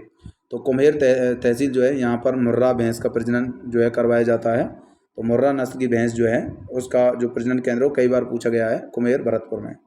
उसके बाद तीसरी में बात करता हूँ बकरी प्रजनन केंद्र की, ये अजमेर के रामसर में है। रामसर अजमेर में ये बकरी प्रजनन केंद्र है। तो यहाँ पर जो है स्विट्ज़रलैंड की सहायता से 1981-82 में इसको स्थापित किया गया था बकरी प्रजनन केंद्र को, कहाँ पर, रामसर अजमेर में। तो रामसर अजमेर में जो बकरी प्रजनन केंद्र स्थापित किया गया, स्विट्ज़रलैंड ने इसमें सहायता करी थी और 1981-82 में बकरी प्रजनन केंद्र रामसर अजमेर में स्थापित किया गया। उसके बाद बात करता हूँ मैं पश्चिमी क्षेत्रीय बकरी अनुसंधान केंद्र, ये अबिकानगर में है। अबिकानगर टोंक जिले में ये पड़ता है। तो अबिकानगर टोंक में पश्चिमी क्षेत्रीय बकरी अनुसंधान केंद्र कहाँ पर है, ये जो है टोंक जिले में पड़ता है, अबिकानगर टोंक में। ये क्वेश्चन कई बार दोहराया गया है, कई बार ये एग्जाम्स में पूछा जाता है और हमेशा पूछा जाता रहेगा। तो पश्चिमी क्षेत्रीय बकरी अनुसंधान केंद्र, बकरी प्रजनन केंद्र तो है रामसर अजमेर में, लेकिन पश्चिमी क्षेत्रीय बकरी अनुसंधान, बकरियों पर अनुसंधान किया जाता है अबिकानगर टोंक में। ठीक है, तो यह आपको ध्यान रखना है। 5वें नंबर पर मैं बात करता हूँ केंद्रीय भेड़ का प्रजनन एवं ऊन अनुसंधान केंद्र, ये भी कहाँ पर है, अबिकानगर टोंक में। तो यहाँ पर भेड़ों का प्रजनन केंद्र भी कहाँ है, अबिकानगर टोंक में। और ऊन जो अनुसंधान केंद्र है तो यहाँ ये भी जो है अबिकानगर टोंक में है। स्थापना इसकी भी 1982 में हुई थी। जैसे बकरी प्रजनन केंद्र कहाँ पर है, तो रामसर अजमेर में, यहाँ पर बकरियों का प्रजनन करवाया जाता है, इसकी स्थापना 1981-82 में। जबकि केंद्रीय भेड़ का प्रजनन केंद्र, जहाँ पर भेड़ों का प्रजनन करवाया जाता है और ऊन पर अनुसंधान किया जाता है, ये भी अबिकानगर टोंक में है और इसमें जो है यहाँ पर स्थापना इसकी 1982 में हुई। जबकि बकरी अनुसंधान केंद्र अजमेर में है, रामसर में। और पश्चिमी क्षेत्रीय बकरी अनुसंधान केंद्र अबिकानगर टोंक में। इनका अंतर आपको याद रखना है, ये अंतर यहाँ से पूछे जाते हैं। और यहाँ पर जो है बात करूँ मैं, इसका संचालन भारतीय कृषि अनुसंधान परिषद जिसे हम ICR बोलते हैं, तो ये भी आपको ध्यान रखना है, Indian council agriculture research institute. तो ये जो काउंसिल है ICR, ये क्या है, कृषि से रिलेटेड एक शाखा है जो कृषि से जो संबंधित चीज़ें हैं उन पर अनुसंधान का काम ये करती है। तो ICR इसका संचालन करती है, केंद्रीय भेड़ प्रजनन और ऊन अनुसंधान केंद्र का। भेड़ प्रजनन फार्म कहाँ पर है, ये फतेहपुर सीकर में 1974 में इसको स्थापित किया गया था, भेड़ प्रजनन फार्म। यहाँ पर फार्म आ जाए भेड़ों के संबंधित, यदि फार्म की बात करी जाए तो ये फतेहपुर सीकर में है, जबकि भेड़ों के प्रजनन केंद्र की बात करी जाए अबिकानगर टोंक में। ये बात आपको ध्यान रखनी है। राजस्थान भेड़ एवं ऊन का प्रशिक्षण केंद्र जोधपुर में है। राजस्थान भेड़ और ऊन, इन दोनों की जो है ट्रेनिंग का जो काम है, ट्रेनिंग सेंटर कह सकते हैं एक तरह से, ऊन का प्रशिक्षण केंद्र या ट्रेनिंग सेंटर, ये कहाँ पर है, जोधपुर जिले में। ये आपको ध्यान रखना, ऊन प्रशिक्षण केंद्र जोधपुर में। राजस्थान भेड़ ऊन शिक्षण संस्थान, ये एजुकेशनल इंस्टीट्यूट है। भेड़ की जो ऊन है उससे रिलेटेड जो शिक्षण संस्थान है ये कहाँ पर है, जयपुर में है। ये बात आपको ध्यान रखना है। और प्रशिक्षण केंद्र, अंतर है में प्रशिक्षण और शिक्षण में। प्रशिक्षण का मतलब होता है ट्रेनिंग देना, ट्रेनिंग का काम किया जाता है जोधपुर में, जबकि शिक्षण मतलब उसके बारे में पढ़ाया जाता है, वो काम किया जाता है जयपुर में, शिक्षण संस्थान। 9वें स्थान पर बात करता हूँ, ऊन विश्लेषण प्रयोगशाला कहाँ पर है, बीकानेर में है। 1956 में ऊन विश्लेषण प्रयोगशाला बीकानेर में स्थापित की गई थी। तो ऊन विश्लेषण जो प्रयोगशाला है वो कहाँ पर है, ऊन विश्लेषण प्रयोगशाला ये बीकानेर जिले में है। ऊन विश्लेषण प्रयोगशाला 1956 में इसकी स्थापना की गई थी। नेक्स्ट मैं यहाँ पर बात कर रहा हूँ, नेक्स्ट यहाँ पर है 10वें नंबर पर राष्ट्रीय ऊंट प्रजनन और अनुसंधान केंद्र कहाँ पर है, जोहड़बीड़ बीकानेर में। तो जौहड़बीड बीकानेर में है ऊंट प्रजनन एवं अनुसंधान केंद्र। 5 जुलाई 1984 में इसकी स्थापना की गई और इसका संचालन भी ICAR के द्वारा, राष्ट्रीय कृषि जो अनुसंधान परिषद है, उस कृषि अनुसंधान परिषद के द्वारा इस राष्ट्रीय ऊंट प्रजनन एवं अनुसंधान केंद्र का संचालन किया जा रहा है। तो कहाँ पर इसकी स्थापना की गई? 5 जुलाई 1984 को राष्ट्रीय ऊंट प्रजनन एवं अनुसंधान केंद्र की स्थापना जौहड़बीड बीकानेर में 5 जुलाई 1984 को की गई। उसके बाद में बात करता हूँ 11वें नंबर पर अश्व प्रजनन केंद्र बिलाडा जोधपुर, सिवाना, बाड़मेर। सिवाना है यहाँ पर, ये ध्यान रखना है, सिवाना। तो ये सिवाना आपको ध्यान रखना है। सिवाना कहाँ पर है? ये क्षेत्र बाड़मेर में है, सिवान नहीं है यहाँ पर, सिवाना है। एक डंडा यहाँ पर लगा लेना है आपको। तो सिवाना बाड़मेर और मनोहर थाना कहाँ पर है? सीकर में है। मनोहर थाना सीकर, बिलाडा जो है जोधपुर में है और सिवाना बाड़मेर। बिलाडा जोधपुर, सिवाना बाड़मेर, मनोहर थाना सीकर। यहाँ पर अश्व प्रजनन केंद्र है, मतलब घोड़ों का यहाँ पर प्रजनन करवाया जाता है। अश्व कहते हैं हम घोड़ों को, ठीक है। अश्व का मतलब होता है घोड़ा। तो घोड़ों का प्रजनन केंद्र 3 जगहों पर है, ध्यान रखना है। बिलाडा जोधपुर में, सिवाना बाड़मेर में और मनोहर थाना सीकर में। बिलाडा, सिवाना, मनोहर थाना, बिलाडा, सिवाना, मनोहर थाना, यहाँ पर है अश्व प्रजनन केंद्र। पशुधन अनुसंधान केंद्र कहाँ पर है? वल्लभ नगर उदयपुर में है। पशुओं का यहाँ पर, पशुओं के बारे में अनुसंधान की जाती है, उनके बारे में खोज की जाती है, उनसे रिलेटेड जो नई नई चीज़ें उनका अनुसंधान किया जाता है। तो पशुधन अनुसंधान केंद्र कहाँ पर है? वल्लभ नगर में है, उदयपुर में। तो वल्लभ नगर उदयपुर में कौन सा अनुसंधान केंद्र है? पशुधन अनुसंधान केंद्र है। ये कई बार क्वेश्चन पूछा गया है। नेक्स्ट में बात करता हूँ बतख चूजा उत्पादन फार्म कहाँ है? बांसवाड़ा में बतख चूजा उत्पादन फार्म है। कहाँ पर? बांसवाड़ा में। बतख चूजा उत्पादन फार्म कहाँ पर है? बांसवाड़ा में। बतख चूजा उत्पादन फार्म बांसवाड़ा।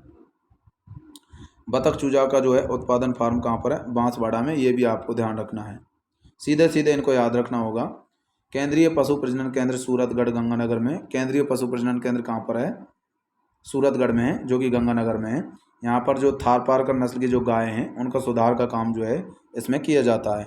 उनकी नस्ल पर जो है यहाँ पर प्रजनन करा करके उनकी नस्ल को अच्छी तरह से विकसित किया जा रहा है। तो केंद्रीय पशु प्रजनन केंद्र कहाँ पर है? ये सूरतगढ़ में है, गंगानगर में। नेक्स्ट में बात करता हूँ यहाँ पर गोवंश संवर्धन फार्म कहाँ पर है? ये बस्सी जयपुर में पड़ता है। जयपुर का स्थान जो बस्सी है, उस बस्सी जयपुर में गोवंश के जो संवर्धन करवाया जाता है, गायों का संवर्धन फार्म कहाँ पर है? बस्सी जयपुर में है। यहाँ पर जर्सी गाय और मुर्रा भैंस नस्ल का जो है यहाँ पर संवर्धन करवाया जाता है। तो जर्सी गाय और मुर्रा भैंस से रिलेटेड यहाँ पर संवर्धन होता है। और गोवंश संवर्धन फार्म आपको ध्यान रखना है, बस्सी जयपुर। बुलमदर फार्म, बुलमुदर नहीं है, ध्यान रखना है आपको, बुलमदर है ये, बुलमदर। यहाँ पर ये कई बार प्रिंटिंग की वजह से ऊ की मात्रा यहाँ पर लग गई है, कोई मिस्टेक हो जाती है प्रिंटिंग में, तो ध्यान नहीं रहता है, कई बार छोटी मोटी बातों पर ध्यान नहीं जाता है, तो यहाँ पर ध्यान रखना है बुलमदर फार्म। तो ये बुलमदर फार्म जो है कहाँ पर है? चांदन गांव में है, जैसलमेर में। तो ये पूछा गया है एक बार क्वेश्चन कि बुलमदर फार्म कहाँ पर है? चांदन गांव, जैसलमेर में। यहाँ पर भी पशुओं से रिलेटेड जो है फार्म है ये, बुलमदर फार्म। ये कहाँ पर है? चांदन गांव में है, जैसलमेर के चांदन गांव में बुलमदर फार्म है। उसके बाद में बात करता हूँ यहाँ पर राज्य कुक्कुट प्रशिक्षण संस्थान, ये कहाँ पर है? अजमेर में। तो कुक्कुट का मतलब हो गया मुर्गा मुर्गी का जो पालन किया जाता है उसको हम कुक्कुट पालन कहते हैं। तो कुक्कुट पर जो प्रशिक्षण मतलब ट्रेनिंग से रिलेटेड जो इंस्टीट्यूट है वो अजमेर में है। तो राजस्थान का जो मुर्गों से रिलेटेड जो अजमेर है, जो ट्रेनिंग सेंटर है, ट्रेनिंग इंस्टीट्यूट है, वो कहाँ पर है? अजमेर में। तो अजमेर में जो है मुर्गा मुर्गी का जो संस्थान है, इंस्टीट्यूट है, वो कहाँ पर है? अजमेर में। तो ये भी पूछा गया है एक बार। डग प्रजनन केंद्र झालावाड़ में, ये भी पूछा गया है, बहुत इंपॉर्टेंट क्वेश्चन यहाँ से बन जाता है कि डग प्रजनन केंद्र कहाँ पर है? डग प्रजनन केंद्र झालावाड़ में है। यहाँ पर गिर मालवी गाय जो है उनके लिए प्रजनन जो है केंद्र बनाया गया है। गिर और मालवी नस्ल की जो गाय हैं उन नस्ल की गायों के लिए यहाँ पर प्रजनन केंद्र डग झालावाड़ में बनाया गया है। तो डग प्रजनन केंद्र कहाँ पर है? झालावाड़ में। गिर मालवी और जो गाय हैं उनके लिए प्रजनन केंद्र ये है। अगली मैं बात करता हूँ नागौर प्रजनन केंद्र, ये नागौर में है। नागौरी और मुर्रा भैंस के लिए प्रजनन केंद्र माना जाता है। तो नागौरी नस्ल और मुर्रा भैंस जो है उनके लिए प्रजनन केंद्र ये नागौर प्रजनन केंद्र जो है माना जाता है। ये ध्यान रखना, नागौरी और मुर्रा भैंस के लिए प्रजनन केंद्र को नागौरी प्रजनन केंद्र यहाँ पर कह देते हैं। अब मैं यहाँ पर बात करता हूँ मेले के नाम, कुछ मेले और उनके रिलेटेड जो तिथियाँ हैं वो, और उनकी कौन कौन सी नस्ल के लिए वो लगाए जाते हैं और कौन कौन से स्थान पर ये मेले लगते हैं। ये मेलों के बारे में भी क्वेश्चन आता जाता रहता है। अब देखिए सबसे पहले मैं बात करता हूँ यहाँ पर मल्लीनाथ पशु मेला, ये कहाँ लगता है? तिलवाड़ा में लगता है। तिलवाड़ा ये स्थान कहाँ पर पड़ता है? बाड़मेर जिले में है। तिलवाड़ा कहाँ पर है? ध्यान रखना है, ये बाड़मेर में है। तो मल्लीनाथ पशु मेला तिलवाड़ा बाड़मेर में लगता है, ये आपको ध्यान रखना है। तिलवाड़ा कहाँ पर है? ये बाड़मेर में है। तिलवाड़ा में ये लगता है, बाड़मेर में। तो मल्लीनाथ पशु मेला कहाँ लगता है? तिलवाड़ा बाड़मेर में लगता है। और थारपारकर और कांकरेज नस्ल की जो गाय हैं, उन थारपारकर और कांकरेज नस्ल की गायों के लिए मेला लगता है। ये चैत्र के महीने में कृष्ण 11 को ये मेला लगता है, ये बात आपको ध्यान रखनी है। चैत्र कृष्ण 11 को ये मल्लीनाथ पशु मेला लगता है।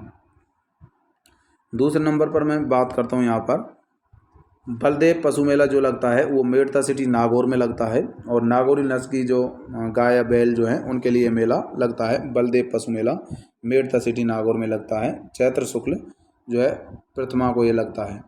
जो चैत्र शुक्ल जो प्रथमा है उसको लगता है पहली तारीख को, शुक्ल पक्ष की पहली तारीख को चैत्र महीने में बलदेव पशु मेला लगता है। वीर तेजाजी पशु मेला पर्वतसर नागौर में वीर तेजाजी पर्वत जो मेला है वो लगता है, ये भी नागौरी नस्ल के लिए लगता है। और श्रावण की पूर्णिमा को ये लगता है, सावन के महीने में लगता है ये पूर्णिमा को। वीर तेजाजी पशु मेला कब लगता है? श्रावण पूर्णिमा को। बाबा रामदेव पशु मेला जो लगता है ये नागौर में लगता है। और जो है नागौरी नस्ल के लिए ये लगता है माघ शुक्ल जो है 1 तारीख को ये लगता है, प्रथमा को लगता है। उसके बाद में बात करता हूँ चंद्रभागा पशु मेला, ये झालरापाटन झालावाड़ में लगता है। चंद्रभागा पशु मेला कहाँ लगता है? झालरापाटन झालावाड़ में।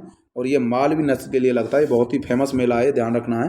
ये मालवी नस्ल के लिए लगता है, केवल ये नस्ल भी याद रखनी है आपको कौन सी नस्ल के लिए और कब लगता है। कार्तिक महीने में शुक्ल 11 को ये लगता है, ध्यान रखना। एकादशी को मतलब 11 हो गया, एकादशी भी हम बोल देते हैं 11 तारीख को और 11 भी बोल देते हैं। तो कार्तिक शुक्ल 11 या एकादशी को ये लगता है। तो ये जो है याद रखना बहुत इंपॉर्टेंट है। चंद्रभागा पशु मेला झालरापाटन झालावाड़ में मालवी नस्ल और कार्तिक शुक्ल 11 को चंद्रभागा पशु मेला लगता है। तो ये ध्यान रखना ये पशु मेले कहाँ लगते हैं। मल्लीनाथ पशु मेला तिलवाड़ा बाड़मेर में, थारपारकर और कांकरेज नस्ल, इन दोनों नस्लों को याद रखना है। मल्लीनाथ और चंद्रभागा ये 2 मेले आपको याद रखने हैं। पर एक वीर तेजाजी ये भी पूछा जाता है। तो स्थान तो ये सभी के याद रखने हैं आपको, लेकिन नस्ल दो की याद रखनी है, थारपारकर कांकरेज और मालवी, क्योंकि ये पूछी जाती है। बाकी तो नागौरी आप याद रख सकते हो। और महीने तो आपको ये तिथि तो याद ही रखनी होंगी, क्योंकि इनसे सीधे सीधे क्वेश्चन आते हैं। तो मल्लीनाथ पशु मेला तिलवाड़ा बाड़मेर में, थारपारकर और कांकरेज नस्ल के लिए चैत्र कृष्ण 11 को मेला लगता है। बलदेव पशु मेला लगता है मेड़ता सिटी नागौर में, नागौरी नस्ल के लिए चैत्र शुक्ल एकादशी को। ठीक है, बलदेव पशु मेला चैत्र शुक्ल एकादशी को और मल्लीनाथ जो लगता है चैत्र कृष्ण 11 को। उसके बाद बात करता हूँ वीर तेजाजी पशु मेला पर्वतसर नागौर, नागौरी नस्ल के लिए श्रावण पूर्णिमा को ये मेला लगता है। बाबा रामदेव पशु मेला माघ शुक्ल एकादशी को लगता है और नागौर में लगता है। बाबा रामदेव पशु मेला कहाँ लगता है? नागौर में लगता है। उसके बाद चंद्रभागा झालरापाटन झालावाड़ में मालवी नस्ल के लिए लगता है और कार्तिक शुक्ल 11 को लगता है। अब मालवी नस्ल तो आप वैसे भी याद रख सकते हो कि झालरापाटन झालावाड़ ये मध्य प्रदेश से टच है। और जहाँ मैंने आपको बताया था मध्य प्रदेश से टच वाला जो जिला है उन क्षेत्रों को हम मालवी कह देते हैं, तो वहाँ पर मालवी शब्द आ जाता है। तो मालवी नस्ल की जो गाय हैं उनका मेला कहाँ पर लगता है? वो लगता है झालरापाटन झालावाड़ में, चंद्रभागा पशु मेला नाम से, कार्तिक शुक्ल 11 को ये लगता है। उसके बाद यहाँ पर मैं बात करता हूँ गोमती सागर पशु मेला जो है ये कहाँ लगता है? ये भी झालरापाटन झालावाड़ में लगता है। ये भी झालरापाटन झालावाड़ आ गया, इसका मतलब मालवी क्षेत्र वाला जो एरिया है वहाँ पर ये जो है मालवी नस्ल के लिए लगता है। ये बैसाख शुक्ल त्रयोदशी को लगता है, 13 तारीख को लगता है बैसाख के महीने में गोमती सागर पशु मेला, वैशाख शुक्ल त्रयोदशी को। उसके बाद गोगा मेडी जो पशु मेला है ये हनुमानगढ़ में लगता है। हरियाणवी नस्ल की जो गाय हैं उनके लिए लगता है गोगा मेडी पशु मेला हनुमानगढ़ में, और ये श्रावण की पूर्णिमा को ये मेला लगता है। उसके बाद मैं बात करता हूँ कार्तिक पशु मेला जो है ये जो लगता है ये पुष्कर अजमेर में कार्तिक पशु मेला लगता है। ये गिर नस्ल की जो गाय हैं उनके लिए कार्तिक पशु मेला लगता है। और ये कार्तिक शुक्ल अष्टम को लगता है, 8 तारीख को, शुक्ल पक्ष की 8 तारीख को लगता है। कार्तिक शुक्ल 8 को कार्तिक पशु मेला लगता है। महाशिवरात्रि पशु मेले करौली में लगता है और ये हरियाणवी नस्ल की गायों के लिए लगता है, फागुन कृष्ण पक्ष में लगता है। जसवंत पशु मेले कई बार पूछा गया है, कहाँ लगता है? भरतपुर में लगता है। यहाँ पर भातपुर लग गया है, मिस्टेक हो गई है प्रिंटिंग में, तो ये ध्यान रखना है आपको। भरतपुर, जहाँ पर आपको प्रिंटिंग मिस्टेक लग रही है जब आप प्रिंट निकलवा रहे हैं तो उसमें पेन से भी इनको जो है सही कर सकते हो, तो वहाँ पर आप भरतपुर लिख सकते हो, भरतपुर। तो भरतपुर में ये मेला जो है बढ़ता है। जसवंत पशु मेला कहाँ लगता है? भरतपुर ज़िले में ये लगता है। हरियाणवी नस्ल के लिए लगता है अश्विन महीने की जो है ये शुक्ल पक्ष में लगता है। तो अश्विन महीने की जो है शुक्ल पक्ष को ये मेला लगता है, तो ये ध्यान रखना है आपको। गोमती सागर पशु मेला वैशाख शुक्ल त्रयोदशी को झालरापाटन झालावाड़ में मालवी नस्ल के लिए। गोगामेडी जो पशु मेला हनुमानगढ़ में लगता है हरियाणवी नस्ल के लिए श्रावण पूर्णिमा को। हरियाणवी कैसे याद रखना है? क्योंकि हनुमानगढ़ जो है हरियाणा से टच है, तो वहाँ पर हरियाणवी नस्ल के लिए मेला लगेगा। कार्तिक पशु मेला पुष्कर अजमेर में, तो वहाँ पर कौन सी गाय पाई जाती थी अजमेर के आसपास? गिर्रेंडा अजमेरा, तो गिर्र नस्ल के लिए लगेगा। कार्तिक शुक्ल अष्टमी को ये लगेगा। उसके बाद महाशिवरात्रि पशु मेले करौली में लगता है, हरियाणवी नस्ल के लिए लगता है। फागुन के महीने में लगेगा, महाशिवरात्रि फागुन में आती है, तो महाशिवरात्रि पशु मेला लगता है फागुन कृष्ण पक्ष में लगता है ये। जसवंत पशु मेला भरतपुर में लगता है, हरियाणवी नस्ल के लिए लगता है, और अश्विन महीने में शुक्ल पक्ष की जो पंचम है, शुक्ल पक्ष की पंचम को ये लगता है। अब प्रमुख जो पशु रोग हैं उनके बारे में मैं बात करता हूँ, कौन कौन से जो प्रमुख पशु रोग हैं। तो सबसे पहले मैं बात करूँगा इधर वायरस जनित रोग, इधर हैं जीवाणु जनित रोग, इधर हैं प्रोटोजोआ जनित रोग। यहाँ पर प्रोटो लिख गया है, तो यहाँ पर ध्यान रखना है, प्रोटो होता है प्रोटोजोआ, ठीक है। तो प्रोटोजोआ जनित रोग जो हैं वो यहाँ पर ध्यान रखना है। तो प्रोटोजोआ जनित रोग हैं, और यहाँ पर मैं बात करता हूँ सबसे पहले वायरस जनित रोगों के बारे में। तो स्वाइन फीवर जो है, परिवार नहीं है, स्वाइन परिवार ना होकर के यहाँ पर स्वाइन फीवर है, यहाँ पर परिवार लिख गया है, मिस्टेक हो गई है। तो स्वाइन फीवर, तो स्वाइन फीवर जो होता है ये सुअरों में होता है ये रोग। स्वाइन फीवर जो रोग होता है, फीवर का मतलब बुखार, ये फ्लू के टाइप का होता है ये। स्वाइन फीवर किस में होता है? सुअरों में। यहाँ पर स्वाइन परिवार लिख गया है, ध्यान रखना, स्वाइन परिवार नहीं है, स्वाइन फीवर है ये, प्रिंटिंग मिस्टेक हो गई यहाँ पर। ये स्वाइन फीवर कहाँ होता है? सुअरों में होता है। रानीखेत मुर्गे मुर्गियों में हो जाता है, रानीखेत रोग जो है मुर्गे मुर्गियों में हो जाता है। इसमें क्या होता है, मुर्गे मुर्गियाँ जो है गोल गोल चक्कर में घूमने लग जाती हैं, और वो जो है गोल गोल जो है रास्ते को भूल जाती हैं, एक ही जगह पर गोल गोल घूमती हैं इस जगह, तो वहीं पर वो मर जाती हैं। तो रानीखेत रोग जो है मुर्गे मुर्गियों में होता है। ब्लू टंग रोग जो है ये भेड़ों में होने लगता है। ब्लू टंग रोग जो है किस में होता है? भेड़ों में होता है। उसके बाद बात करता हूँ मैं खुरपका मुँहपका जो रोग है वो सभी पशुओं में हो जाता है। खुरपका मुँहपका रोग किस में होता है? सभी पशुओं में, उसमें सांस घुटने लग जाता है और पशु मर जाता है। रंडर पेट रोग ये भी सभी पशुओं में होता है। तो डायरेक्ट ये आपको याद रखना है कौन कौन से वायरस जनित रोग हैं और कौन से जो जानवर या पशु या पक्षी में होते हैं। तो स्वाइन फीवर सुअर में होता है, रानीखेत मुर्गे मुर्गियों में होता है, ये वायरस जनित रोग है, वायरस से होते हैं। स्वाइन फीवर सुअरों में, रानीखेत मुर्गे मुर्गियों में। ब्लू टंग रोग जो है ये भेड़ में। खुरपका मुँहपका सभी पशुओं में। रंडर पेट रोग सभी पशुओं में। तो ये वायरस से होने वाले रोगों में swine fever, Ranikhet, blue tongue रोग, खुरपका मुँहपका और रंडर पेट, ये वायरस से होने वाले रोग हैं। उसके बाद मैं बात करता हूँ जीवाणु जनित रोगों के बारे में। जीवाणु जनित रोगों में लंगड़ा बुखार हो गया, ये सभी पशुओं में होता है, ये जीवाणु से होता है लंगड़ा बुखार, इसमें पशु जो है लंगड़ा करके चलता है। टीबी बुखार जो है सभी पशुओं में हो जाता है। टेटनेस भी जो है सभी पशुओं में हो जाती है। फड़किया रोग जो है, फड़किया है, फदकिया नहीं है, यहाँ पर ध्यान रखना है, फड़किया। तो ये फड़किया रोग किस में होता है? भेड़ बकरियों में हो जाता है फड़किया रोग। तो ये फड़किया जो है भेड़ बकरियों में हो जाता है। उसके बाद थनैला रोग जो है सभी दुधारू पशुओं में, थन खराब होने लग जाते हैं, कट कट कर गलने लग जाते हैं, घाव हो जाते हैं थनों में। तो ये थनैला रोग सभी दुधारू पशु जो हैं जो दूध देते हैं उनमें ये हो जाते हैं। ग्लेडर्स रोग जो है घोड़ों में होता है, ध्यान रखना है, ये वायरस जनित नहीं है, जीवाणु जनित रोग है। तो ग्लेडर्स रोग ये जीवाणु से होता है, घोड़ों में होता है। फाउन कोलेरा जो रोग है ये फाउन कोलेरा मुर्गे मुर्गियों में होने वाला रोग है। तो जीवाणु जनित रोगों में लंगड़ा बुखार, टीबी हो गया, टिटनेस, फड़किया रोग, थनैला रोग, ग्लेडर्स रोग और फाउन कोलेरा रोग। उसके बाद प्रोटोजोआ जनित रोगों में सर्रा या तिबरसा रोग जो ऊँटों में हो जाता है, ये सर्रा या तिबरसा रोग किस में होता है? ऊँटों में होने वाला ये रोग है, सर्रा या तिबरसा रोग। और एक बेबियोसियासिस रोग जो है ये गाय और भैंस में हो जाता है, ये भी प्रोटोजोआ जनित रोग है। बेबिसियोसिस रोग गाय भैंस में हो जाता है, प्रोटोजोआ जनित रोग है। तो प्रोटोजोआ जनित रोगों में दो रोग आपको याद रखने हैं, सर्रा या तिबरसा रोग ऊँट में, बेबिसियोसिस गाय और भैंस में। अब यहाँ पर कुछ महत्वपूर्ण तथ्यों के बारे में बात करता हूँ। सबसे पहले राजस्थान में सर्वाधिक पशु मेले कहाँ लगते हैं? नागौर जिले में सबसे ज़्यादा पशु मेले लगते हैं, ठीक है। तो ये आपको ध्यान रखना है, सबसे ज़्यादा पशु मेले कहाँ पर लगते हैं? नागौर जिले में लगते हैं। और राजस्थान का सबसे बड़ा पशु मेला जिसमें ज़्यादा इनकम या आमदनी आती है, आय की दृष्टि से मैं बात करूं, तो तेजाजी पशु मेला परबतसर नागौर में ये लगता है। ये आय की दृष्टि से अच्छा माना जाता है। परबतसर नागौर में जब ये मेला लगता है तो यहाँ पर बहुत ज़्यादा आय जो है होती है। तो आय की दृष्टि से ये जो है सबसे ज़्यादा अच्छा मेला ये माना जाता है। सबसे प्राचीन मेला कौन सा है? मल्लीनाथ पशु मेला जो है बहुत ही प्राचीन समय से बाड़मेर में लगता रहता है। तो मल्लीनाथ पशु मेला कहाँ लगता है? बाड़मेर में लगता है, तो ध्यान रखना है। राजस्थान का सबसे बड़ा पशु मेला पूछा जाए, बहुत बड़ा मेला लगता है तेजाजी पशु मेला परबतसर नागौर में। बहुत प्राचीन पशु मेला जो है वो मल्लीनाथ पशु मेला है। अगली मैं यहाँ पर बात कर रहा हूँ, राजस्थान में गधों का मेला कहाँ पर लगता है? ये लूनियावास में लगता है। लूनियावास ये जयपुर में एक स्थान है, तो गधों का मेला वहाँ पर लगता है राजस्थान के जयपुर में के लूनियावास में। तो लूनियावास में गधों का मेला लगता है। देश में गधों की सर्वाधिक संख्या कहाँ पर पाई जाती है? पूरे देश में सबसे ज़्यादा गधों की संख्या राजस्थान में पाई जाती है। और सबसे ज़्यादा गधों की संख्या में गिरावट अब की बार जो है राजस्थान में हुई है। -71.31% के आसपास सबसे ज़्यादा गिरावट गधों की संख्या में राजस्थान में हुई है। तो गधों का मेला कहाँ लगेगा? लूनियावास जयपुर में। राजस्थान में सबसे ज़्यादा गधे पाए जाते हैं। राजस्थान में ऊन उत्पादन जो है उसकी बात करूँ तो राजस्थान का ऊन उत्पादन जो है वो देश में प्रथम स्थान पर है। तो राजस्थान में सबसे ज़्यादा ऊन का उत्पादन होता है पूरे देश में।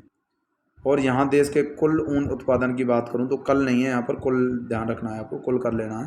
तो कुल ऊन का उत्पादन जो है, कुल ऊन का उत्पादन का 34.46% उत्पादन होता है। तो पूरे देश का 34.46% उत्पादन कहाँ पर होता है? राजस्थान में होता है। ये नए आर्थिक समीक्षा के आंकड़े हैं जो मैंने इसमें डाले हैं। तो कुल ऊन के उत्पादन का 34.46% कहाँ पर होता है? राजस्थान में होता है। ये बात आपको ध्यान रखनी है, 34.46%। तो 34.46% ऊन का उत्पादन राजस्थान में होता है। सबसे ज़्यादा ऊन का उत्पादन राजस्थान में होता है। राजस्थान में सर्वाधिक ऊन का उत्पादन जोधपुर जिले में होता है। तो जोधपुर में ध्यान रखना है, सर्वाधिक ऊन का उत्पादन होता है। तथा एशिया की सबसे बड़ी ऊन की मंडी कहाँ पर है? बीकानेर में। ये क्वेश्चन सैकड़ों बार पूछा गया है कि एशिया की सबसे बड़ी ऊन की मंडी कहाँ पर है? बीकानेर में। यह बात आपको सीधी सीधी याद रखनी है। एशिया की सबसे बड़ी ऊन की मंडी कहाँ लगती है? वो बीकानेर में लगती है। ठीक है, तो बीकानेर में ऊन की सबसे बड़ी मंडी है।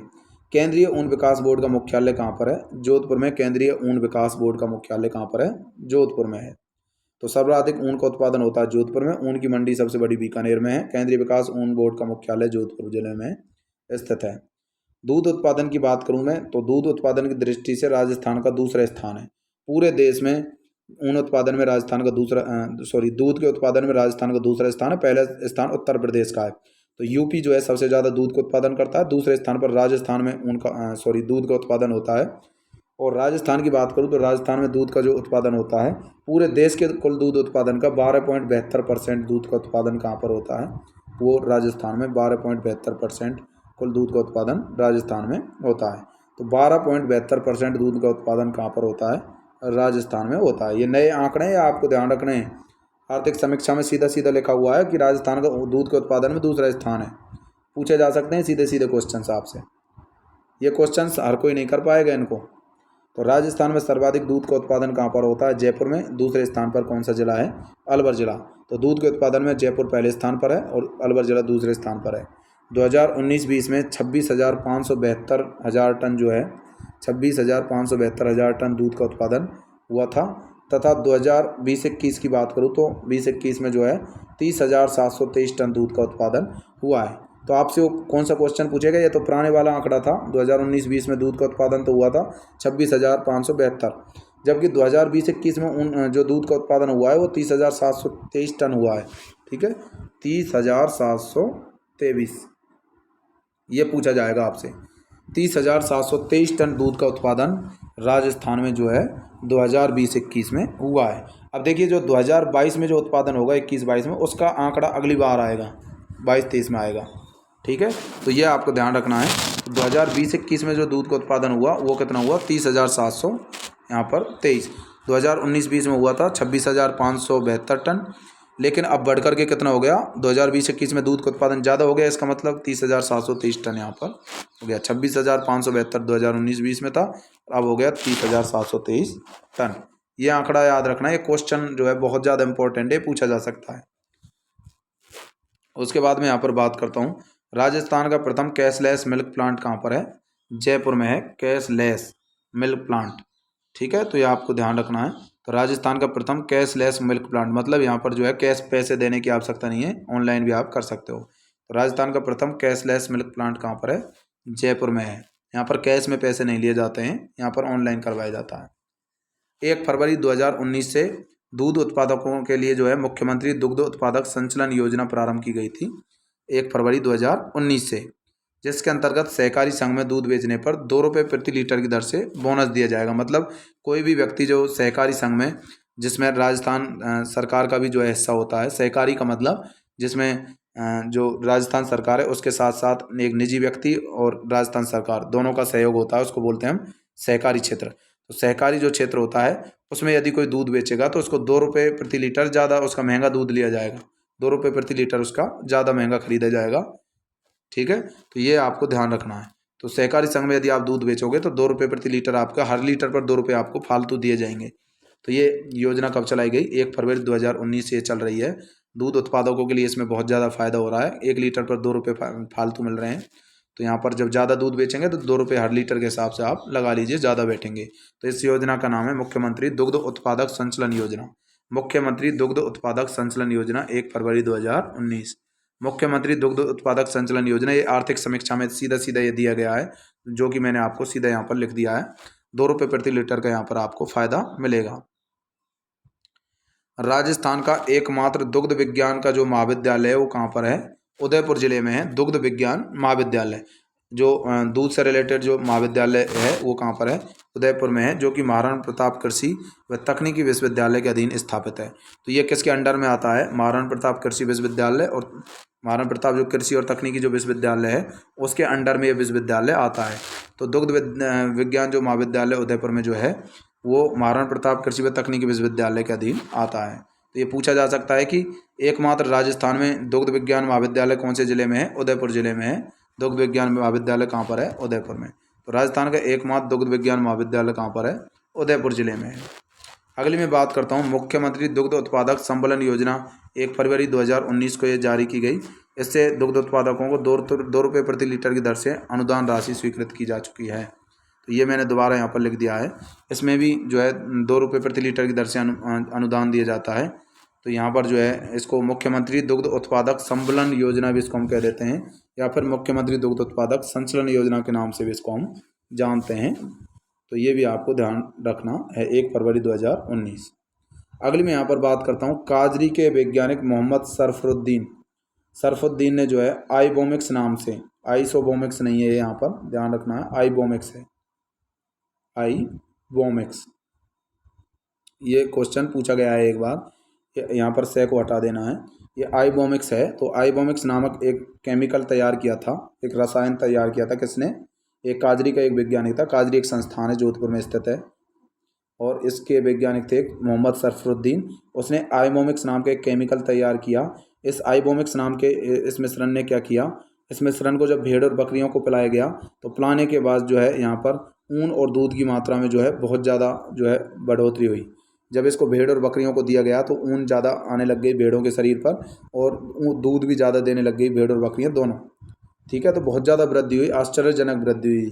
तो ये भी क्वेश्चन पूछा गया है कि काजरी के वैज्ञानिक मोहम्मद सरफुद्दीन ने आइबोमिक्स नाम से एक मिश्रण तैयार किया जिसे भेड़ बकरियों को पिलाने से ऊन और दूध की मात्रा में आश्चर्यजनक यहाँ पर वृद्धि होती है। यहाँ पर अगला मैं पॉइंट बात करता हूँ। राजस्थान का एकमात्र पशु साइंस चिकित्सा विश्वविद्यालय बीकानेर में 1954 में स्थापित किया गया। तो पशुओं के वेटनरी जो विश्वविद्यालय है, वेटनरी का है, जिसे हम पशु विज्ञान चिकित्सालय भी कह देते हैं, ये बीकानेर में है। तो ये क्वेश्चन पूछा जा सकता है, बीकानेर में जो है ये फेमस है वेटनरी विश्वविद्यालय, इसे हम पशु चिकित्सा विश्वविद्यालय भी कह देते हैं। इस बीकानेर वाले जो वेटनरी विश्वविद्यालय की स्थापना 1954 में की गई थी। जो जिन्होंने नीट की तैयारी करी है वो जानते होंगे कि बीकानेर में एक पशु विज्ञान चिकित्सालय भी है। इसकी स्थापना 1954 में की गई थी। ठीक है, तो बीकानेर में जो पशु विज्ञान चिकित्सालय जो है, पशु साइंस चिकित्सालय, उसकी स्थापना 1954 में की गई थी। अब मैं बात करता हूँ राजस्थान का एकमात्र पक्षी चिकित्सालय सांगानेर जयपुर में है, जहाँ पर पक्षी कोई बीमार हो जाता है या पक्षी के कुछ भी हो जाता है तो वहाँ पर इलाज किया जाता है, सांगानेर जयपुर में। ये क्वेश्चन कई बार पूछा जा चुका है कि पक्षियों का जो चिकित्सालय हॉस्पिटल है वो कहाँ पर है? सांगानेर में है। सांगानेर कहाँ पर है? जयपुर में है। तो ये आपको ध्यान रखना, सांगानेर जयपुर में पक्षी चिकित्सालय स्थित है। अगला पॉइंट है राजस्थान में कुक्कुट रोग निदान प्रयोगशाला कहाँ पर है? जयपुर में है। तो राजस्थान में कुक्कुट रोग निदान प्रयोगशाला, कुक्कुट मतलब मुर्गा जो है, मुर्गा मुर्गी, उनका कोई भी जो रोग हो जाता है तो उसका निदान के लिए जो प्रयोग किए जाते हैं वो क्या कहाँ पर किए जाते हैं? जयपुर में। मुर्गे मुर्गियों की जो बीमारियां हैं उन पर जो उनको सही करने के लिए जो दवाइयाँ या फिर इलाज या फिर जो भी चीज़ें जो है प्रयोग करके देखी जाती हैं जयपुर में देखी जाती हैं। तो राजस्थान में कुक्कुट रोग निदान प्रयोगशाला कहाँ पर है? जयपुर में है। कुक्कुट रोग निदान प्रयोगशाला कहाँ पर है? जयपुर में। ये आपको ध्यान रखना है। राजस्थान गौशाला आयोग का मुख्यालय कहाँ पर है? ये भी जयपुर में है। इसकी स्थापना 1995 में की गई, ये आपको ध्यान रखना है। तो राजस्थान में जो गौशाला आयोग का जो मुख्यालय है, देखिए यहाँ पर इधर से इधर आना है आपको, क्योंकि लाइन ये इधर रह गई है और यहाँ पर इधर है, तो मुख्यालय इसका इधर लिख गया है, तो ये प्रिंटिंग की वजह से कई बार हो जाता है इधर उधर। तो यहाँ पर राजस्थान गौशाला आयोग का मुख्यालय जयपुर में है, 1995 में स्थापित किया गया था। ठीक है। अगला यहाँ पर पॉइंट आप देखोगे, देश की सबसे बड़ी गौशाला पथमेड़ा सांचौर जालौर में है। पथमेड़ा कहाँ पर है? जालौर में है। ठीक है। तो देश की सबसे बड़ी गौशाला कहाँ है? पथमेड़ा में है। और पथमेड़ा कहाँ पर है? ये जालौर ज़िले में। ये आपको ध्यान रखना है, पथमेड़ा जालौर में। ये जालौर इधर लिख गया है लेकिन लिखना है इसको इधर था। ठीक है। तो देश की सबसे बड़ी गौशाला कहाँ पर है? पथमेड़ा में है और पथमेड़ जालौर ज़िले में है। और गोमूत्र बैंक कहाँ पर है? ये भी सांचौर जालौर ज़िले में है। पथमेड़ा में। तो देश की सबसे बड़ी गौशाला कहाँ पर है? पथमेड़ा में है देश की सबसे बड़ी गौशाला, ये आपको ध्यान रखनी है। और दूसरे नंबर की सबसे बड़ी जो गौशाला है वो जरखोंड धाम जो है भरतपुर ज़िले में है। जरखोंड धाम है जिसे हम बोलते हैं, वहाँ पर है। और ये भरतपुर ज़िले में है जरखोंड। यहाँ पर दूसरे नंबर की राजस्थान की सबसे बड़ी गौशाला है। तो पहली जो गौशाला है वो पथमेड़ा में है, दूसरी जरखोंड में है। जरखोंड जो है भरतपुर में है। तो देश की सबसे बड़ी गौशाला पथमेड़ा सांचौर जालौर में है। पथमेड़ा कहाँ पर है? जालौर में है। और गोमूत्र बैंक जो है, गाय के मूत्र की जो बैंक है, वो सांचौर जालौर में है। राज्य से जो गोमूत्र से जो ऑर्गेनिक फिनाइल बनाया जाता है उसका पहला संयंत्र हिंगोलिया में स्थापित किया गया। हिंगोलिया कहाँ पर है? ये गौशाला जो है जयपुर में है। तो हिंगोलिया जो गौशाला है ये जयपुर में है। तो यहाँ पर राज्य से गोमूत्र से ऑर्गेनिक फिनाइल बनाया जाता है। तो राज्य में जो राजस्थान में जो है गोमूत्र से ऑर्गेनिक फिनाइल बनाने का पहला संयंत्र है वो हिंगोलिया गौशाला में है। और हिंगोलिया गौशाला कहाँ पर है? ये हिंगोलिया गौशाला जो है ये जयपुर ज़िले में है। तो यहाँ पर जो है गोमूत्र से ऑर्गेनिक फिनाइल बनाया जाता है, हिंगोलिया गौशाला जयपुर में। नेक्स्ट मैं यहाँ पर बात करता हूँ, राजस्थान पशुपालन विभाग की स्थापना कब की गई? 1957 में जो है 1957 में पशुपालन विभाग जो है स्थापित किया गया था 1957 में। आलमजी का धोड़ा एक स्थान है बाड़मेर में जो कि घोड़ों के लिए पवित्र स्थान माना जाता है। ये क्वेश्चन कई बार पूछा गया है कि घोड़ों के लिए पवित्र स्थान कौन सा माना जाता है? आलमजी का धोड़ा। कई बार लोग जो है इसको बीकानेर कर आते हैं, लेकिन बीकानेर बिल्कुल गलत है, ये ध्यान रखना है। आलमजी का धोड़ा कहाँ पर है? बाड़मेर ज़िले में है। ठीक है। तो आलमजी का धोड़ा कहाँ पर है? बाड़मेर में, घोड़ों के लिए पवित्र स्थान है। एजोला की मैं बात करूँ, एजोला एक जो है जल के ऊपर तैरने वाली एक फर्न होता है, एक प्लांट होता है जिसे हरे चारे के रूप में पशुओं को खिलाया जाता है। तो एजोला क्या है? एक फर्न नाम का एक जो है प्लांट होता है, फर्न होता है, प्लांट है एजोला, जिसे हरे चारे के रूप में पशुओं को खिलाया जाता है। अगली मैं बात करता हूँ मुख्यमंत्री पशुधन निःशुल्क दवा योजना। तो ये मुख्यमंत्री जो है पशुधन निःशुल्क दवा योजना, इसकी शुरुआत 15 अगस्त 2012 से इसकी शुरुआत की गई। और वर्तमान में इसमें 120 प्रकार की दवाइयाँ मिलती है इस योजना के तहत। और इसमें टीके भी जो है उनको बढ़ा करके अब जो है 138 किया जा रहा है। तो पहले इसमें थोड़े कम मिलते थे और अब ज़्यादा टीके इसमें जो है उपलब्ध कराए जा रहे हैं। तो अब इसमें पहले 120 प्रकार की इसमें जो है वर्तमान में इसमें 120 प्रकार की दवाइयाँ मिलती हैं और टीके उपलब्ध हो गए हैं। पहले इसमें टीके थोड़े कम थे, लेकिन अब टीकों की संख्या बढ़ा करके 138 कर दी गई है। तो वर्तमान में 138 प्रकार के टीके या फिर यहाँ पर जो है लगाए जाते हैं। 120 प्रकार की दवाइयाँ भी वर्तमान में इसमें मिलती हैं और टीके जो है उपलब्ध हैं, जिनको बढ़ाकर अब 138 किया जा चुका है। तो ये आपको ध्यान रखना है।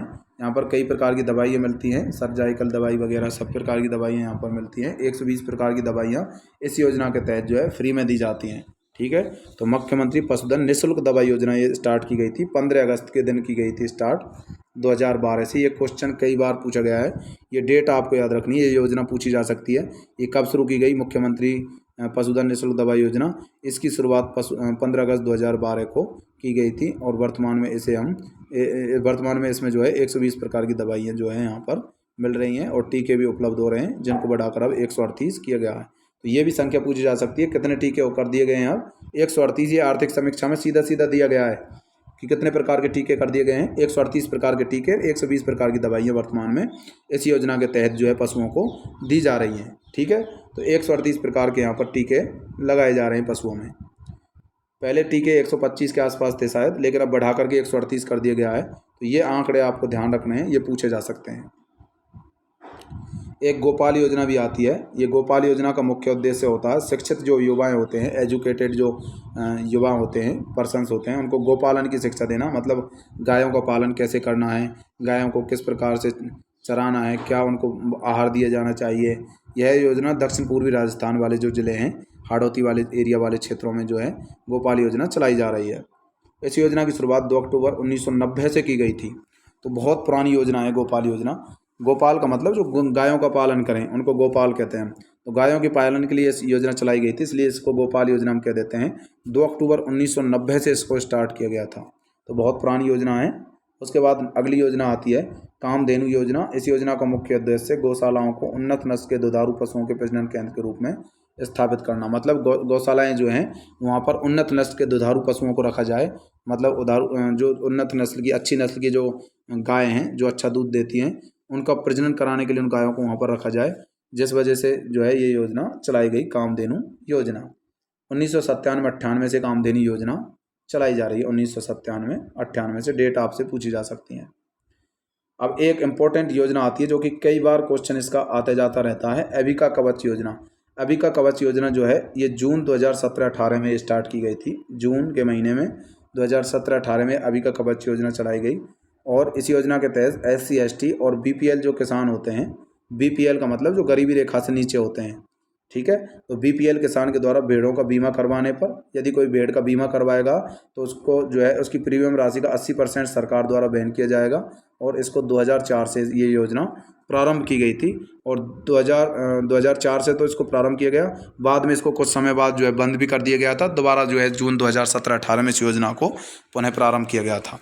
तो ये ध्यान रखना है आपको। एबिका कवच योजना पुनः प्रारंभ कब की गई? जून 2017-18 में इसको पुनः प्रारंभ किया गया, लेकिन मूल रूप से 2004 में प्रारंभ हो गई थी। इसमें जो है कितना % देती है गवर्नमेंट? इसमें जो है इस योजना के अंतर्गत SC ST और BPL जो किसान होते हैं उनको भेड़ का बीमा करवाने पर जो है उसकी प्रीमियम राशि का 80% सरकार द्वारा वहन किया जाता है। तो 80% इसमें गवर्नमेंट वहन करती है। तो ये कई बार पूछा गया है कि एबिका कवच योजना का संबंध कौन से पशु से है? भेड़, बकरी, गाय, भैंस। तो ध्यान रखना भेड़ से है, भेड़ों का बीमा कराया जाता है इस एबिका कवच योजना में। ये क्वेश्चन पूछा गया है कि भेड़ों से रिलेटेड है या बकरियों से। तो ध्यान रखना एबिका कवच योजना भेड़ों का बीमा कराने के लिए है, जिसमें 80% गवर्नमेंट देती है। कड़कनाथ योजना जो है कुक्कुट पालन के लिए बांसवाड़ा जिले में संचालित योजना मानी जाती है। अर्थात मुर्गे पालन के लिए कड़कनाथ योजना बांसवाड़ा जिले में चलाई जा रही है। तो दक्षिण राजस्थान के जो बांसवाड़ा जिला है, उस बांसवाड़ा जिले में एक कड़कनाथ योजना, कड़कनाथ नाम का एक मुर्गा भी आता है। तो यहाँ पर कड़कनाथ नाम के मुर्गे के पालन के लिए ये योजना चलाई जा रही है। तो कुक्कुट पालन मतलब कड़कनाथ के पालन के लिए बांसवाड़ा जिले में ये कड़कनाथ योजना चलाई जा रही है। अगला है यहाँ पर राजस्थान ऊँट अधिनियम 2015। ये जो है आर्थिक समीक्षा में सीधा सीधा दिए गए हैं कि राजस्थान ऊँट अधिनियम 2015 जो है यह अधिनियम 27 मार्च 2015 को विधानसभा में पारित किया गया था, जिसके अंतर्गत ऊँट के वध को प्रतिबंधित किया गया था। मतलब कोई भी ऊँट को नहीं मारेगा, यदि मारेगा तो उसको जो है उसके इस एक्ट के तहत उसको सज़ा मिलेगी। ठीक है, तो इस वजह से ये एक्ट बनाया गया था 2015 में, 27 मार्च को विधानसभा से पारित किया गया था। ध्यान रखना है आपको। राजस्थान ऊँट अधिनियम कब बनाया गया? 2015 में। तो ये अधिनियम 2015 का अधिनियम है, ये पूछा जा सकता है। ऊँट का वैज्ञानिक नाम जो है वो कैमेलस ड्रोमेडेरियस है। राजस्थानी जो ऊँट है जो राजस्थान में पाया जाता है उसका नाम क्या है? कैमेलस ड्रोमेडेरियस। तो ये ऊँट जो है पूछा जा सकता है आपसे। कैमेलस ड्रोमेडेरियस प्रकार का ऊँट राजस्थान में पाया जाता है। बहुत इंपॉर्टेंट क्वेश्चन है ये, जो है 2016 लेबर असिस्टेंट में भी ये पूछा जा चुका है। तो ये बात ध्यान रखनी है आपको। राजस्थानी ऊँट का जो वैज्ञानिक नाम है वो है कैमेलस ड्रोमेडेरियस। राजस्थानी ऊँट का वैज्ञानिक नाम क्या है? कैमेलस। कैमल तो ऊँट को कहते ही हैं, और ड्रोमेडेरियस आपको याद रख लेना है, कैमेलस ड्रोमेडेरियस। ठीक है, कैसे ट्रिक से याद रखना है आपको? ये जो है ये कैमल जो है क्या करता है? ड्रामा करता है। तो कैमेलस ड्रोमेडेरियस। नेक्स्ट यहाँ पर है, यहाँ पर 2020-21 में मांस का उत्पादन 201,000 टन हो गया है। 201,000 टन। अब आप लगा लीजिए कितने मांस का उत्पादन हुआ है 2020-21 में। 201,000 टन मांस का उत्पादन हो गया है। ये आर्थिक समीक्षा में सीधा सीधा आंकड़ा दे रखा है, ये पूछा जा सकता है। ऊन का उत्पादन 157 लाख किलो हुआ है। कितनी ऊन का उत्पादन किया गया है? 157 लाख किलोग्राम, लाख केजी, ठीक है। 157 लाख किलोग्राम किसका उत्पादन हुआ है? ऊन का। और अंडों का उत्पादन 2488 मिलियन अंडों का उत्पादन हुआ है। तो 2020-21 में कितने अंडों का उत्पादन हुआ है? 2488 मिलियन। 1 मिलियन में 10 लाख होते हैं, अब लगा लीजिए आप। 2488 मिलियन जो यहाँ पर अंडे हैं उनका उत्पादन हुआ है। 2488 मिलियन अंडों का उत्पादन हुआ है। तथा दूध के उत्पादन में 36.99% की वृद्धि हो गई। 36.99% की वृद्धि जो है यहाँ पर हो गई है। जबकि राजस्थान में पूरे देश का कितना दूध का उत्पादन होता है? 34% के आसपास है। 34.31% के आसपास दूध का उत्पादन होता है। लेकिन पुराना जो पहले दूध उत्पादित होता था उससे ज़्यादा होने लग गया है। वर्तमान में कितना हो गया? 36.99% की वृद्धि दूध के उत्पादन में हो गई है। तो ये फैक्ट आपको सीधा ध्यान रखना है। 2020-21 में मांस के उत्पादन में 2000 कितना मांस का उत्पादन हुआ? 201 टन जो है मांस का उत्पादन हो गया। ऊन का 157 लाख टन ऊन का उत्पादन, 157 लाख किलोग्राम ऊन का उत्पादन। 2488 जो मिलियन है वो अंडों का उत्पादन। और दूध के उत्पादन में 36.99% की वृद्धि यहाँ पर हुई है। तो साथियों, ये पशुधन टॉपिक जो है मैंने एक ही वीडियो में आपको जो है पूर्ण रूप से कंप्लीट करवा दिया है। अब आपको इसके अलावा कहीं से पढ़ने की कोई आवश्यकता नहीं है।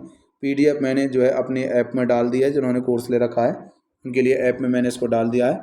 बाकी जिन्होंने कोर्स नहीं लिया है वो कोर्स परचेज करना चाहते हैं तो 9664 पर कांटेक्ट कर सकते हैं और इस पर कांटेक्ट करके कोर्स परचेज कर सकते हैं। मात्र 699 रुपये में आपको पूरा कोर्स मिल जाएगा। फिलहाल साइकोलॉजी सहित पूरा कोर्स आपको ये मिल जाएगा, साइंस और GK का दोनों का। तो चलिए साथियों, आशा करता हूँ कि वीडियो आपको पसंद आई होगी। वीडियो पसंद आई हो तो इसको लाइक करें और चैनल को सब्सक्राइब करना ना भूलें। धन्यवाद।